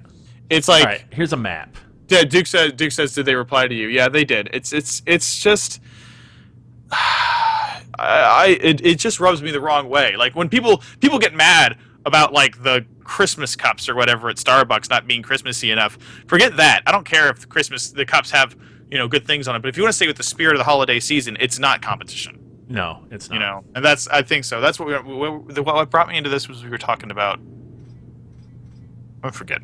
Anyway, so Tay Hearn's making fun of this. Is like, yeah, the holidays are a contest. Show you're better, surpass your inferiors. And Akari says he knows he's an adult because he asked for clothes. Oh, I've asked for socks and underwear before. Yeah, actually, yeah. I've asked for one year. I was really excited. I asked for nice clothes, and I got like a really nice sweater and a shirt to wear under it, and I was like, oh, I can dress like an adult now. You know. And Sean dresses like an adult approximately 4 hours of the year. I mean, I am kind of dressed like an adult now because I was helping out my wife's bookstore. I'm actually wearing a collared T-shirt. Oh, you mean a polo? No, It's because polos are usually made of thicker material. This is like a collared T-shirt. It's like a thin T-shirt, like with a collar. It's weird, but I really like it because it's lightweight and it's thin. It's California. You don't want to wear the thicker polos, and it's so light that in the winter it's almost not there. So you can wear it under a thermal sweater, and then the collar pops out under the thermal sweater, so it looks like you're wearing like a sweater vest kind of thing. It looks nice. It's about as nice as I get though, because I have a collection of T-shirts, and it keeps growing. Oh crap! That's right. You can summon dudes to fight for you. Right. What? You can summon dudes like partners? You can summon ghouls to fight for you. Gaming Kate says, I have not felt like Christmas in years. Retail zaps the life out of it. Only time it feels like Christmas is if I'm Disney, to be honest. Yeah, it's when you're wrapped up in the gift thing. I want to give people gifts, but you get so exhausted from it. Like, the best Christmas I've had in a long time. I mean, I've loved Christmas with my family, but like the most I felt like when I was a kid was, I think, when I took Susie to like Disney World for Christmas one year, because Susie doesn't like Christmas, but she likes it in Disney. And so like I got to stop worrying about making other people happy at Christmas and enjoy Christmas. Yeah, like last year what I did for my parents is I bought dinner. The plan originally was to make dinner at my place, but things didn't work out for that. So I bought a couple of ducks. I bought the entire Christmas dinner, and it was fantastic. It was awesome. Oh my god, duck, Sean. Roast duck. Oh my god. Tim, I don't get super nerdy about food often, but roast duck. Oh, so good. I've been eating duck my whole life because my dad, his hobby is duck hunting, so he comes home with ducks. I love duck. You know, we have roast duck, we had cooked duck, like fried in the pan, we had duck sausage. So did you ever have duck fat potatoes? Probably. Like duck is just like chicken plus to me. I'm used to it. Oh, see, so much duck. No, I get that, and that's the nice thing with duck is it tastes familiar, but not too familiar, because chicken doesn't have any flavor to it. It's got a super good, unique flavor. It's like a rich flavor. Yeah, it's the fat. The fat is what does it all. It's fatty, yeah. But it's like, it's great. I'm so used to it because it's what my dad does. It's a hobby, and so we always had duck meat around during the winter. Not during the summer, because then we run out. I have no clue where I'm supposed to go, Sean. I hate this. Milkmaid says I'm just reading over Sean's tweet. Remind me not to piss you off. That was pretty rude to Vespa. God, I hate this, Sean. I don't know what you're doing, Tim. I can't. Neither do I. I'll accidentally refresh the page. Do you want me to look up look up a walkthrough. This is the very first dungeon. I don't even know what you've done. I feel like a jerk. I hate this. You are a jerk. Well, I mean, I know that. You know, IGN has been really good at having visual walkthroughs the last few years. Yeah. I go to them quite a bit. Also, they come up for me, like, they're now the first option that comes up instead of GameFAQs, which is now like the third option. GameFAQs kind of sucks. GameFAQs is good, but like it's all text. It's like very old school. Yeah. And like they're very in depth usually, but like it's hard to use comparatively because you've got to rely on them being a good enough writer to describe the area, and that's how you used to do it. But now pizza lava. Now you go to just like IGN or more modern walkthrough sites, and everything has pictures like "go here and do this." Yeah, you know, and it's so much easier. It's like players' guides, the kind of players' guides that GameFAQs put out of business. Oh yeah, I remember those. Like I was looking at, when I was at Best Buy this week. I was looking at the Fallout 4 guide, and I was like, "Wow, this is really really nice." I was like, "I am never going to use this." Right? Wouldn't that ruin Fallout 4? Yeah, I have the last guide I bought was the Brady Games Grand Theft Auto San Andreas guide, and it's just a beautiful book. It was really well put together, and I bought it because I was like, "All right, yeah, this is cool." But the turnover rate on those guides, the pressure on the people that are playing those games off of early builds, and they have to make that because if you are not available at launch day, the sales drop dramatically. There's no reason for them to exist. I almost had one of those jobs once. I interviewed for it down in San Francisco, and I said, I took the interview for the player, but I really just want to be one of your writers. And they're like, you have good writing skills, but we're overstaffed on writers. Yeah. Was that for Brady? It might have been Brady. They were right. They were. You know where the It was Engadget building Brady is? and Prima. Those were the two. Might have been Prima. I'm not sure. It was one of the two. They had their office at the time was basically in the building in the basement of the building next to where the Engadget office is. Ikari7789 says, I remember the player's guide for Final Fantasy IX. It just told you to go online for everything. It did not. That's Sean, where am I supposed to go here? I'm looking for it. I found the spot with the. How far away are you from the big Scottish guy? He's outside. Okay, so, upon reaching the entrance, you'll find Karn. Yep, found him, talked to him, and I got a quest from him. Lower the drawbridge, you head right. Yep, that's done. Squadron. Did you find the boatman coin? No, it's probably a collectible. It's fireman chamber. Okay, climb up the wall. I think you did this. Hunting the stalker. I think this is the big room you're in. Okay. Join the fray and continue your taxes first. Did you fight the stalker? I don't know. I've killed things. Was it like a boss in the big circle area? No. Wait. There's the unlocking the purple locked door. Did you move? You moved the stone into the thing, right? Yes. Ball. Yep. Way beyond that. Did the ball upper level to the skeleton key. Yep, got the skeleton key. Okay, got the skeleton key, boatman coin. Boss Garn. Yeah, I can't get into the boss room. Go back to the switch and destroy the two constructs that appear there. I'm pretty sure I did that. Grab the shadow bomb and throw it at the switch across this time, and you cross the walkway into the boss chamber. Oh, okay. Maybe that's what I need to do. Alright. Grabbing the bomb. The bomb! Some Deus Ex love for you guys there. Is that from Deus Ex? Yeah. Yeah, it's a meme. Ikari says duck is amazing. Never ate it growing up because his mom didn't like it. Alright, I threw the bomb, and there's nothing I can really do. Duck fat fries are amazing. Oh yeah, it's called duck confit at that point, right? I don't know. And duck quack. I should have gotten my duck call out. I should have quacked at you on stream. You should. Why did you not? I didn't know we were going to be talking about duck. Well, you should always have a duck call ready. I used just to wear. In case. I was like a dweeb, man. In middle school, I wore a duck call every day. I just wore it around my neck because my dad had a spare duck call. So I would quack at people at school.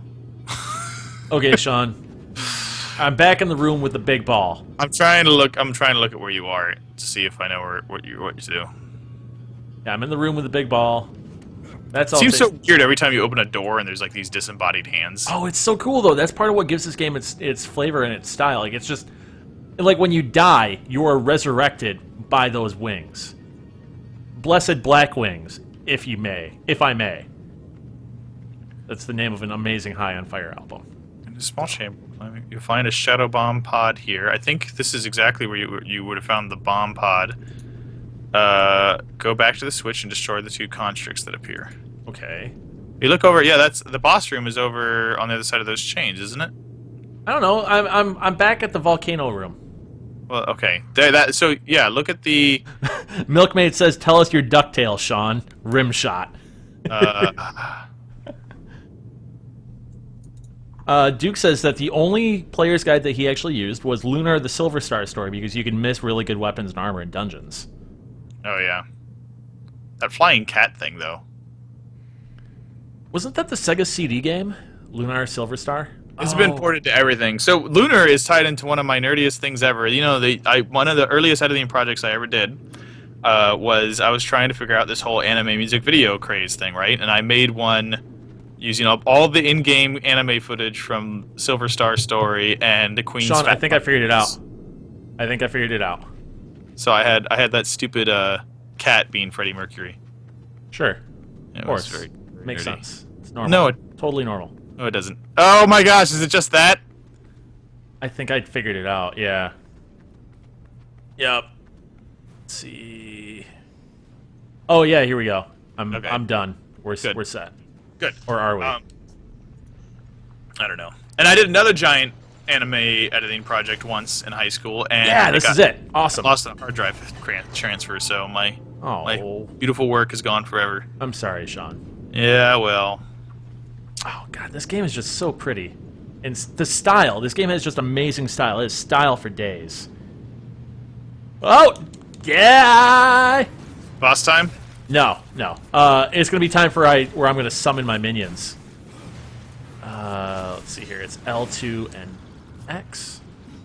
L1 and X. R2 and X. R1 and X. No! There we go. What up? Yeah, and you can upgrade the minions so they're stronger, and they attack. It's awesome. This game is so cool. Ah, I love this game.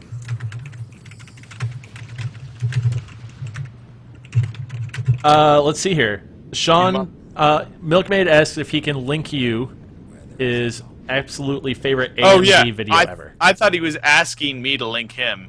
Yeah, no, he can do that. That's cool. Yeah, he'll tweet it to you, and then he'll tweet. Yeah, he should tweet that to me. The one thing the looters. Oh, so they're correcting me. It wasn't a flying cat. It was a baby dragon. Oh, wow. Yeah, so that's my bad. Baby dragon, flying cat, whatever. I used to. Man, I wish I didn't lose that other one I did. If you ever wanted to see Sean Cry. If you ever wanted to see That's Life, like with Frank Sinatra, with the background music of a story being told through like 3 seasons worth of Love Hina clips, I had this amazing video, and then my hard drive deleted it.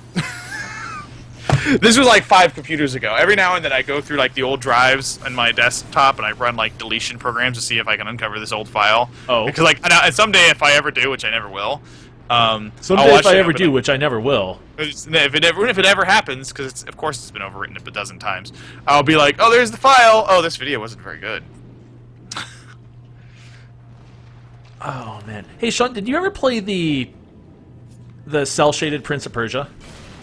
No. I played the Sands of Time a little bit. And yeah, Sands of Time was really good. Yeah, Sands of Time was really good, but I only got about halfway through that, and I got stuck at some point and never finished it. But it was great when I played. Yeah. The cell shaded Prince of Persia is cool. It's just it's gorgeous. It's beautiful. It's visually beautiful. But the thing is it feels very flat. If that makes any sense. You can traverse the entire world without even being able to be in it. So I spent like an entire day once playing it, and I got into a spot where I shouldn't have been able to go, but I did anyways. And oh crap! Oh, I have to get the Shadow Bomb. And I was in an area. I was like, wow, I'm just exploring and running around, crap. But there are no enemies here. It's because I hadn't progressed that far in the story yet to where enemies would spawn in that area. It was just I was doing all kinds of traversal and stuff, but the game I was not supposed to have been there yet. Oh, that's cool.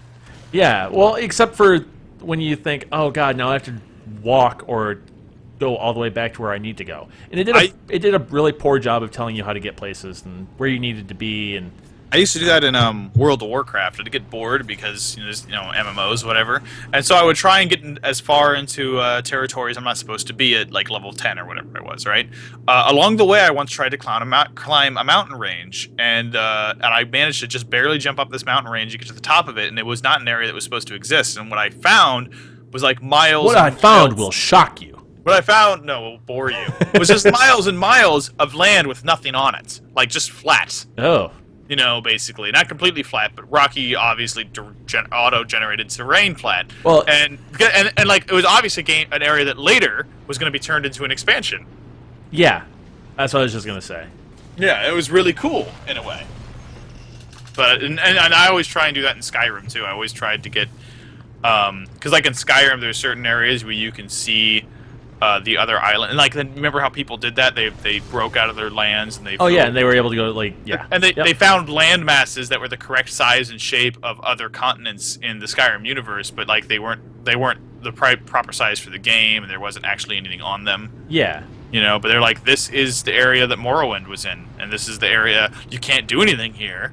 But like where Oblivion was. But someone copy pasted in the world map land masses. They're not to scale, but it was really interesting. So I always try to do stuff like that. I think it's because sometimes there's stuff like that. Game developers get really cool. In fact, maybe I should turn off clipping and see what's outside of the walls of Fallout 4. You should do that. Yeah, I should do that. I support this motion, John. Like, maybe that's what I'm going to do tonight, because now I'm curious. Can I?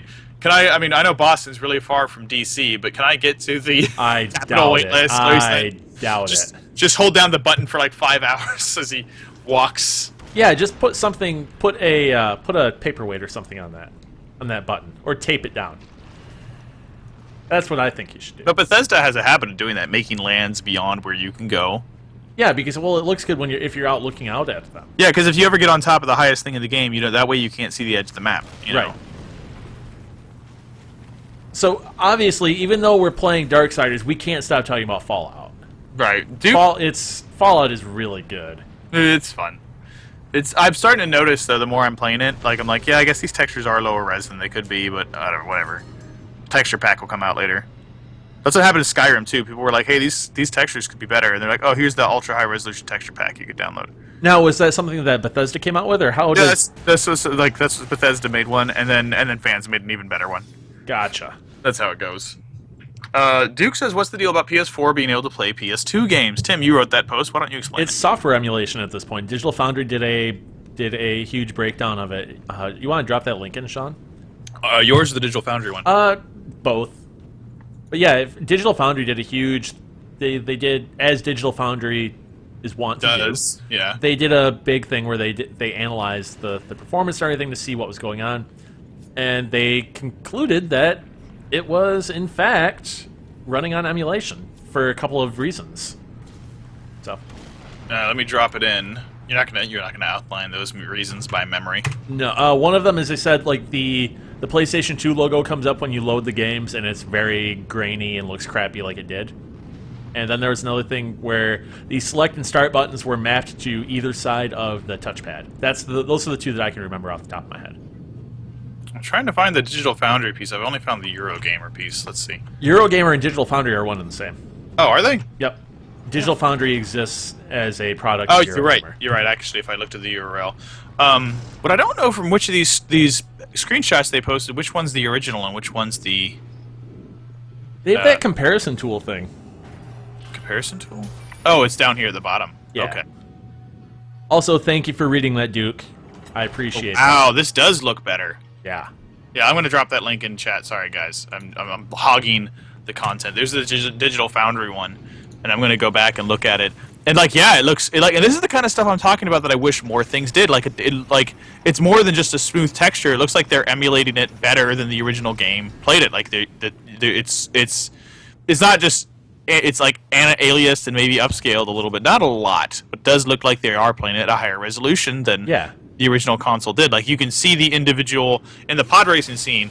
You can see the individual character models that make up the crowd. How was Star Wars Racer Revenge? Was it as good as Episode 1 Racer? I don't know. I never played that one. I imagine not. Like, Okay. I just have a hard time imagining that it is. I don't know what some of these games are, though, because I didn't play I know all of them. Bounty Hunter was bad. Was it? I'm looking at that now. Wow, this looks a lot better. Like enough that I might play these games now just to see, just because I want to experience that PS2 emulation. Right, but for now, it's just tied to that Star Wars bundle. And we have that Star Wars bundle. I got it shipped to me today from Electronic Arts. And I haven't figured out what we're going to do with it yet in terms of how we're going to address the... Ideally, because everybody on staff that covers gaming has a PlayStation 4. There's no reason for us to keep this whatsoever. So what we're trying to do is figuring out how we're going to access those downloadable games from the classic Star Wars games and then still give this away.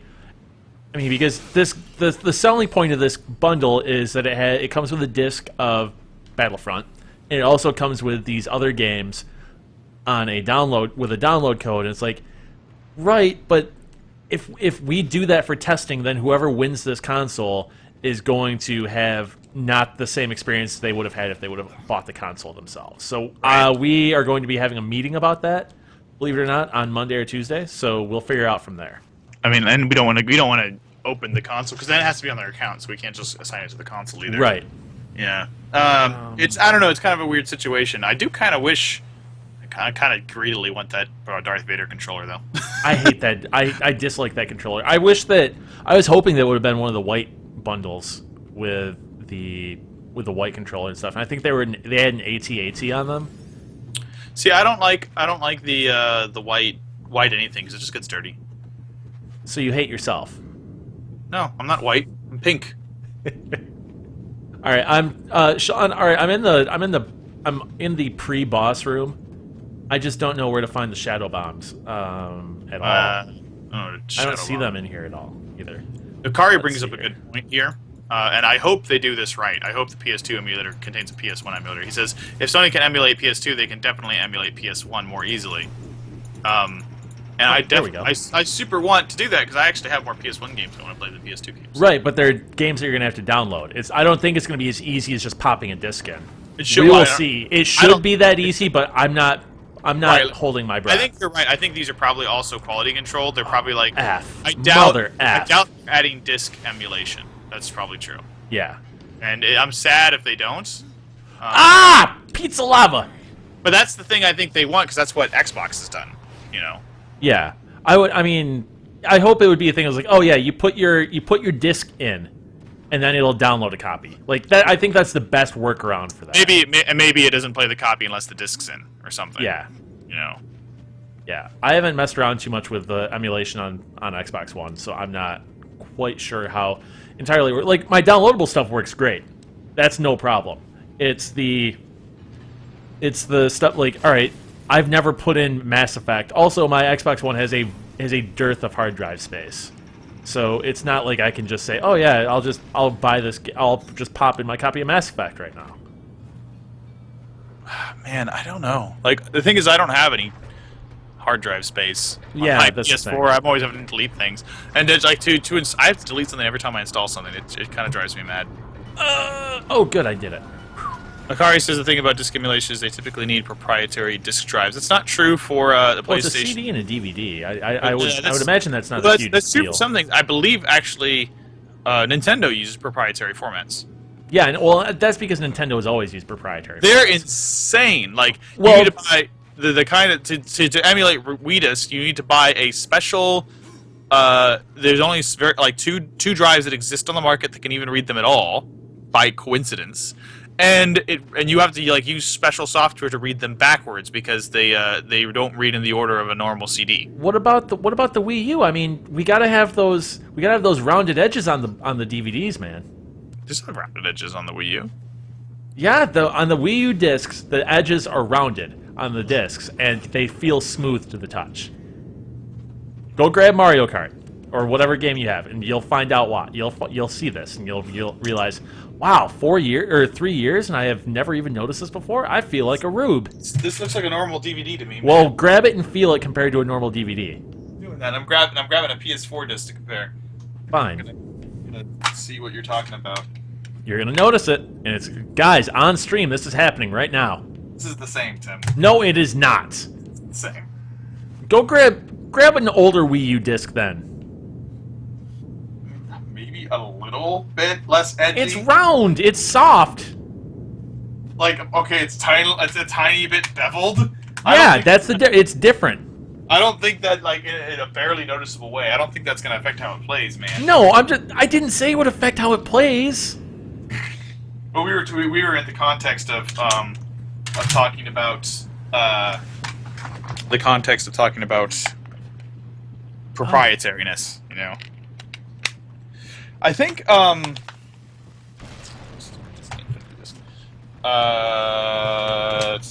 so it's crazy, but you can put a PS2 disc in your normal DVD drive and it'll work. It won't work, you can't install anything, but there are programs you can use that say load disc and the game will play.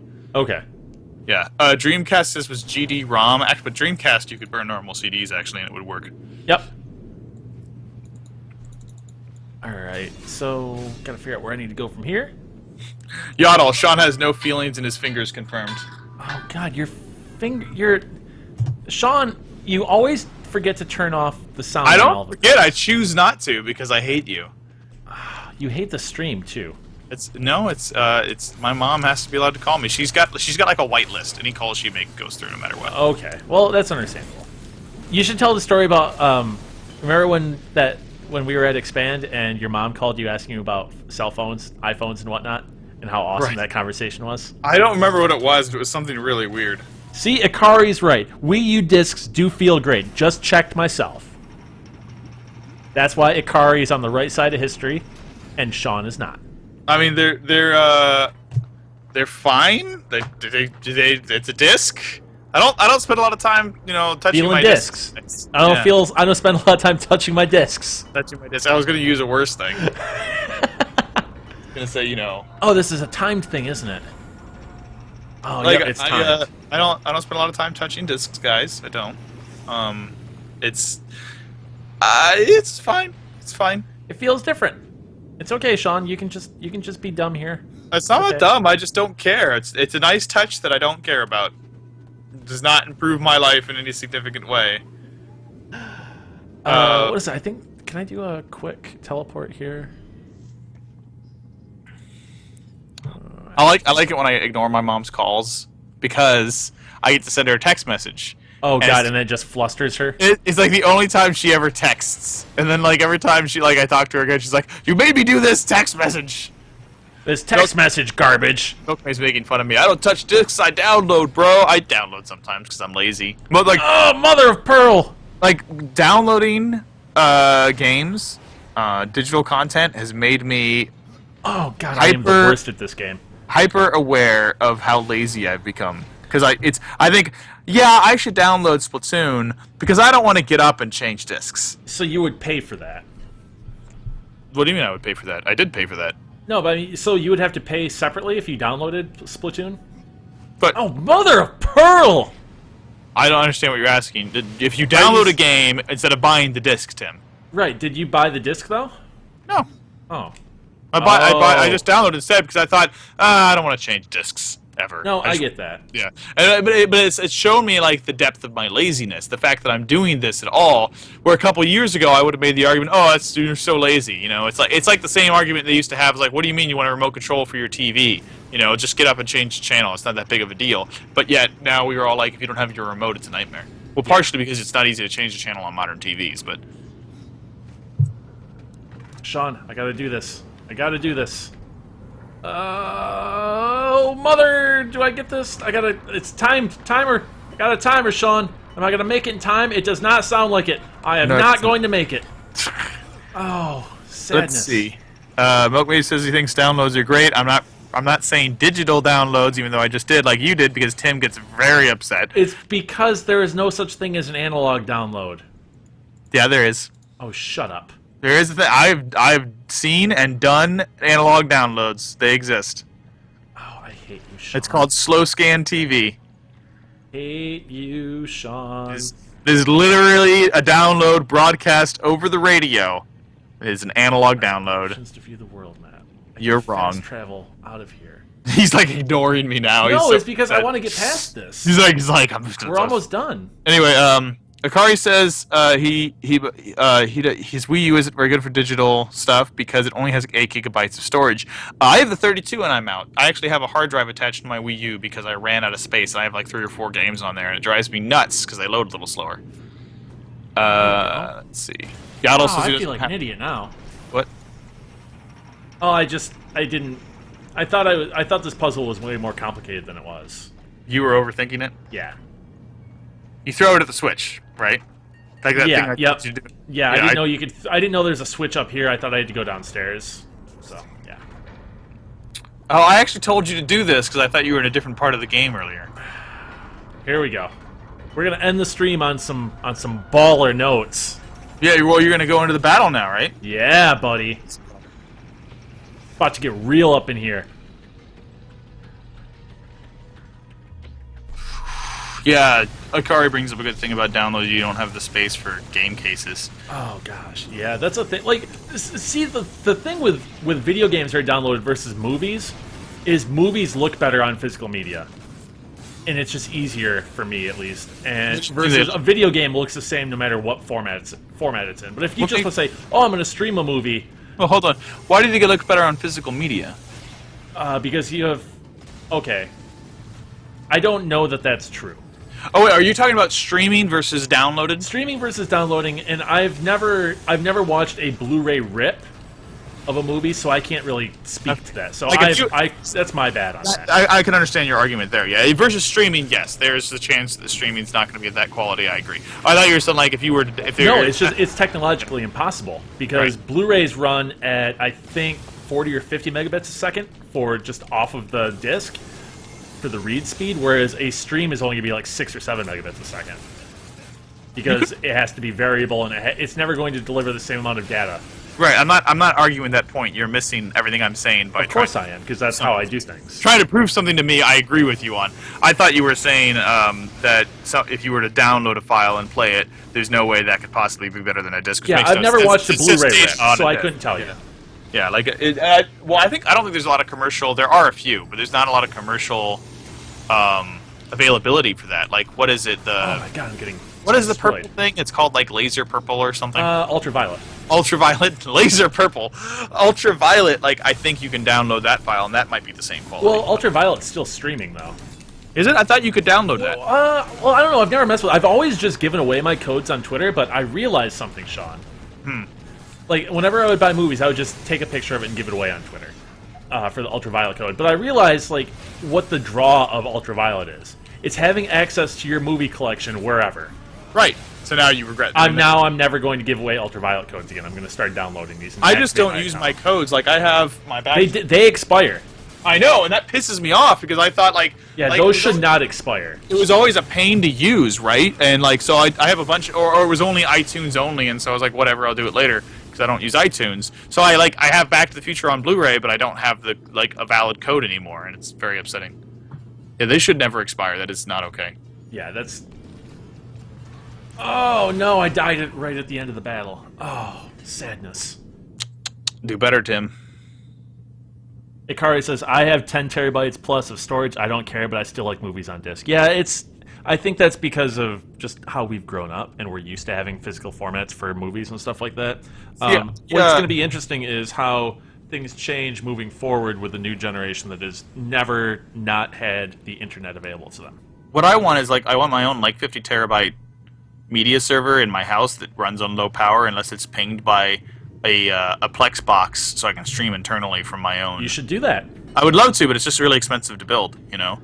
And the technology that isn't there to make it as low power as I want, because I don't want a full computer running hard drives all the time. Right. I want it to be like in a really low power standby mode, and then turn on when it gets pinged from the Plex app or something on my thing. But it's too expensive for me to do, and then I would love to have all my DVDs ripped to that, and then I would have my own personal little internal Netflix. You know who does that? That we both know? Philip. Oh yeah, I bet it's cool if you can do it. You can build. He built he backs up all of his Blu-rays and rips them. Right, and I would love to do that. I just don't have the time or inclination or money to do it. But it would be if in an ideal world I would do that. But I got the idea. I started looking it up after I found a product for Engadget a couple of years ago that does this in a way the movie studios approve of, and I forget what it's called. It's like a Not popcorn time. movie locker or something, and it's a large device you buy that you put your disc in, and it. Now, do you have to use protection before you put your disc in? No, just stick it right in there. And it doesn't give it back, though. It takes the disc, it creates a digital copy of the disc, and then it stores that disc somewhere in this locked box that you can't get until you eject the disc, and then the digital file is no longer available to you. What? It does this. That's so weird. It does this because then you can't give away the disc, or use or rent a disc and then steal the movie. Right. Yeah, I guess that. But that was stupid. But the idea of having a box in the corner of my house that has hundreds of movies on it that I all own, that was very appealing to me. Right. It's like a 100 disc changer that, yeah. Yeah, Akari says that's what I got, just not 50 terabytes. Yeah, I said 50 terabytes because it's an absurd. Yeah! 4 now. Suck it, Garn! Yeah! Oh man, that looks really cool, actually. There's going to be a point soon where 50 terabytes is nothing. Right. Right now. Well, the thing is, a terabyte is still pretty. Unless you have a ton of Ultra HD video, you're not going to fill terabytes. Every movie is going to be a Blu-ray is at most 50 gigs at most, and if you just take the movie itself, it's not as much. Right, but we're getting to the point where if you get the really Ultra HD rips, they get up to like they're getting really high up there. And Oh yeah, 4K RIP like- is going to be when the 4K Blu-rays start rolling out. Those Oh, are going to yeah. be massive files. And my terabytes are, I already do fill up terabytes of data, but I have a lot of games and I have a lot of video editing takes up a lot of space because they got to take up swap space and stuff like that. Yeah. And so I need more space than I have. I just it's but storage is still really expensive. I just kind of wish solid state drives were available in 5 and 10 terabytes. I wish, so I'm running up against it 'cause my Somehow. MacBook Air only has 120 gigabyte hard solid state on it. See, that's so low, but it's the advantages of solid state are so great. You Well, just also manage it. upgrading on, when you're configuring to buy a new Mac, upgrading the solid state drive was like $300 or $400. Oh, it's usually better just to buy one after. But I can't right now because it's still too new. I've got to wait at least another year before the aftermarket solid state drives are available for my model year of MacBook. Well, it's just not a normal 3. No, I went. No, it's different. Like there's a different connection or Oh, something like that. it's not like the removable SSD thing. It's like a chip. Yeah, that's what And I gotta it's wait not, for. It's not in a case. Like right now on this camera store, I don't know if you know, Dramina, you can buy a $50 for $50. It's a great deal actually. You can get a Kensington 120 gigabyte SSD. That fits in a normal MacBook. But like yours is probably a little bit more like Yeah, because I have a MacBook Air. this 6.4 terabyte SSD from SanDisk that it uses a PCI port. Yeah, because I looked there. I think it's the. I can get And it if I had costs a $44,000 for 6 terabytes of solid state storage from Dell. You better wow. Anyway, go on. But yeah, my MacBook is too new yet by at least a year for me to get an aftermarket drive because of something in it. They're expensive, man. Solid state drives are Well, didn't you used to do the thing where you would swap out your drives in your computer as soon as you got it from work? well, yeah. I have 2 SSDs. I actually own 3, but one of them is busted. Actually, I think one of my SSDs is in my Wii U right now. Let's look after that. I would. Sorry. 1 terabyte solid state drive in my MacBook Pro. Cost me $500, but man, it's nice. Yeah, it is. And if you can afford it, go for it. Yeah, I couldn't justify that because I paid for my computer out of pocket. Right, So. and that's the thing. It's like my main computer besides my desktop, which I built when I first started working at Engadget. I built it a year later. I built it in 2012. But like looking at 1 terabyte SSD, $500. I'm looking at them on Newegg right now. Cheapest one is $341. Yeah, That's so expensive. if you would want to do the work and want to look and see like what it would take for me to get a bigger drive in my laptop, I would give you a hug. I mean, there are hybrid drives. There's like $76. You can get a 1 terabyte Seagate hybrid drive, but it's not really the same. Yeah, I want solid state because I love how fast my computer runs. Right. Well, hybrid drives, in theory, like it copies it over to the SSD, and then I don't know how it works. Just like the idea of the fact that I can just open the lid on my computer and start working immediately after. Right, it goes. So it's like the best upgrade you can get, and if you can get a 500. Thing is, I'm still not convinced. I guess, even though I know it's probably my first SSD failed on me hard. Like it had a recall that I didn't know about, and the data is just gone. Basically, the data is all still on there from my computer circa 2012. Right. But the chip in there that makes the data accessible broke and can't be replaced, so the data is never going to be accessible ever again. And so it just died on me. And I bought another SSD from a different manufacturer, and it's fine. But it's like, imagine if you had 500 gigabytes of data on there, and that happened. It would just be gone. Okay. Milkmaid says, what do I need? I've got this. This is my jam. He says he has 4 SSDs in his editing rig. I know that it's a thing where you have to figure out what model your Mac is or what model your hard drive is. Like, there's a specific item number you have to give. And I'll send you that on Twitter when we're done streaming Milkmaid. But yeah, I would love to get a bigger solid-state drive in my computer because I can't keep anything on it. 128 gigs is not much. Oh man, Milkmaid has got like a dream editing rig here. 4 SSDs in his editing rig. 1 for OS, 1 for media, 1 for cache, 1 for output. I wish I had that. Wow. Yeah, because the cache is where it really, I really run all my editing off of my 7200 RPM hard drive because that's all I have available to me, and I don't have enough ports to add that much storage anyway on my desktop. and it's slow sometimes. I don't like it, but I had to pay for. Milkmaid will appreciate this. I've been editing some of my little stupid Ghostbusters videos on YouTube. I've been editing them on Adobe Premiere CS4, and I got sick of it because that's the version I own, Tim. Well, you could do the Creative Cloud subscription. I think it's $20 a month, gets you access to everything. See, I don't have that kind of funds to do that right now. I understand that. It's $20 per app. It's like $50. Well, no, it's $10 gets you Photoshop and Lightroom. Right, and other apps are all $20 a pop. Oh, I didn't know. Okay, Yeah. all right. I thought Premiere it was costs- like $20 and got you everything. No, I wish. Then I would do it for sure. Premiere costs more, and then it's Premiere, and then if you want After Effects, it's like another 20 on top of that. So, so I did the trial, right? Because I couldn't get this project to compile. Oh, it's like it actually works. Never crashes. It's so much better. What am I not calling stupid? Don't call what stupid? I don't know. He doesn't like. Yeah. So CC Milkmaid uses CC. So I've been using CC. And it's so much better. I'm like, but I'm gonna have to go back to CS4 unless I can start taking editing jobs that actually pay me. Because there's no point in spending $20 a month if I'm not making $20 a month back. Right. Yeah. I mean, it'd be one It's thing. just a hobby right now. Yeah. Right. If it wasn't a hobby, like if I was actually making bank, I'd be happy to spend the money.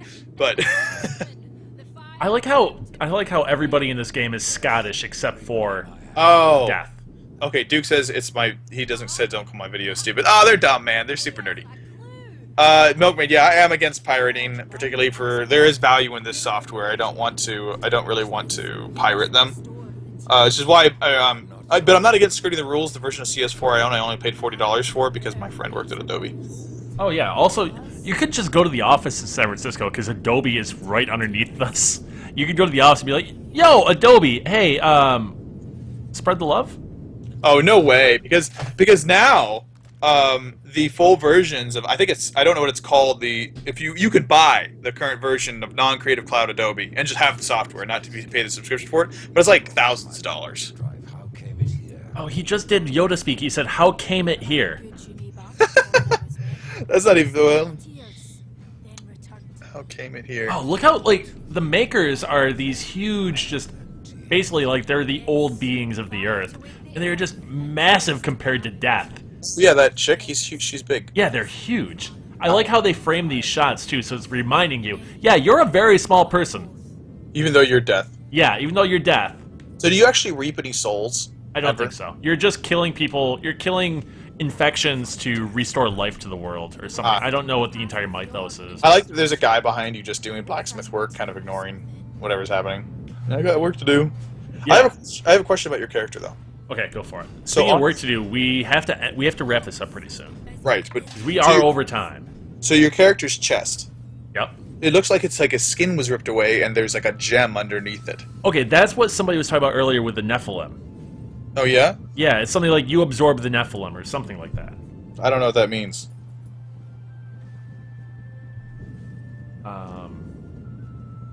Let's see. Yeah, Milkmaid, I appreciate you looking into this stuff, and like I said, I will drop you some stuff on Twitter when we're done broadcasting. So, let's see. Sean, what should I buy? I don't know how much money I have. Oh, I have $2,931. I can't buy any of this. At all. Nothing. Can't afford to buy any of what? Any of the gear that's for sale. Oh, what does it matter? The stream's over. That's true. Well, I mean, I'm going to be playing this game. Well, it's going to be this, Need for Speed, and Fallout for the rest of a while. See, I'm going to be Fallout, Battlefront, and I need a third one. Oh, I'm going to play Battlefront too, but that's going to be my game that I play with friends. So I'm not going to play that game. My friends won't play it. I had to play alone. All right. My game I play when I only have 10 minutes now. All right. So, everybody, I want to say thank you for joining us once again. We enjoyed having you here. It was a little bit more of an intimate stream, less people in chat. I kind of like these the best because it's easier to keep track of everything and keep on top of everybody. That sounded bad. It's easy to keep up with what everybody's saying in chat, and I like these streams the best instead of the crazy huge ones. So, okay, I'm frazzled, Sean. I don't know what's going on. Okay, I got it. Yeah, wrap us out of here. Thank you, everyone, for watching Tim's Engadget Playdate and Darksiders 2. It is a passionate game for Tim. Unlike the games we have to play, Tim was like desperately wanting to play this game all week, and he loves the smaller streams. So thank you for joining us. Thank you for being here. Gaming, Kate, Milkmaid, Duke, all our regulars, the new guys, Kari, Milkmaid, Twitch, Kari, Twitch Lemmy, Yodel, thank you. Tech Earn, who was here for a long time, welcome and thank you for coming back. Yeah, it's great to have you.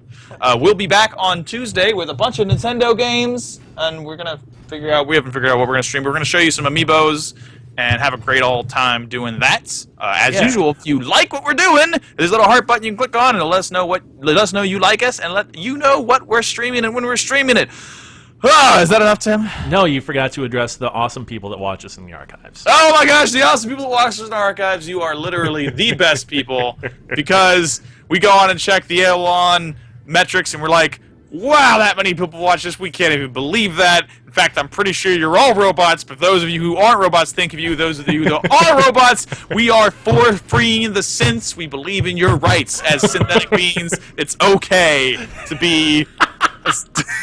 You know. How's that? Is that better? That was pretty awesome, especially with the backdrop of this giant guy just doing blacksmith work with his bare hands. He is pounding on swords with his hands. I didn't even realize Yeah, that let's watch doing... this for a second. It's incredible. So he just, watch this. Bam! Bam! Bam! With his hand. I like that, like I said before, I like he was just in the background. Like, doing while stuff. you were talking to her, and he was like, I just got swords to make. Just punch the sword, just cool it off, you know, and someone's got to do this. I have a big gun now, Sean. I have a large gun. So thank you for watching, you lovely synths. Have a wonderful weekend, and look forward to eating turkey. Yeah. See you Tuesday. Bye. Wow, you have a big gun now. I do have a big gun. This gun is large. Oh, man, just look at this. This is friggin' incredible. This framing on this shot is beautiful. I'm taking a screenshot of this. Tim, you're really bad at stopping the stream. Well, I'm doing this so then it doesn't just cut off abruptly. I'm tired of having outros, Tim. Okay, I think that's it.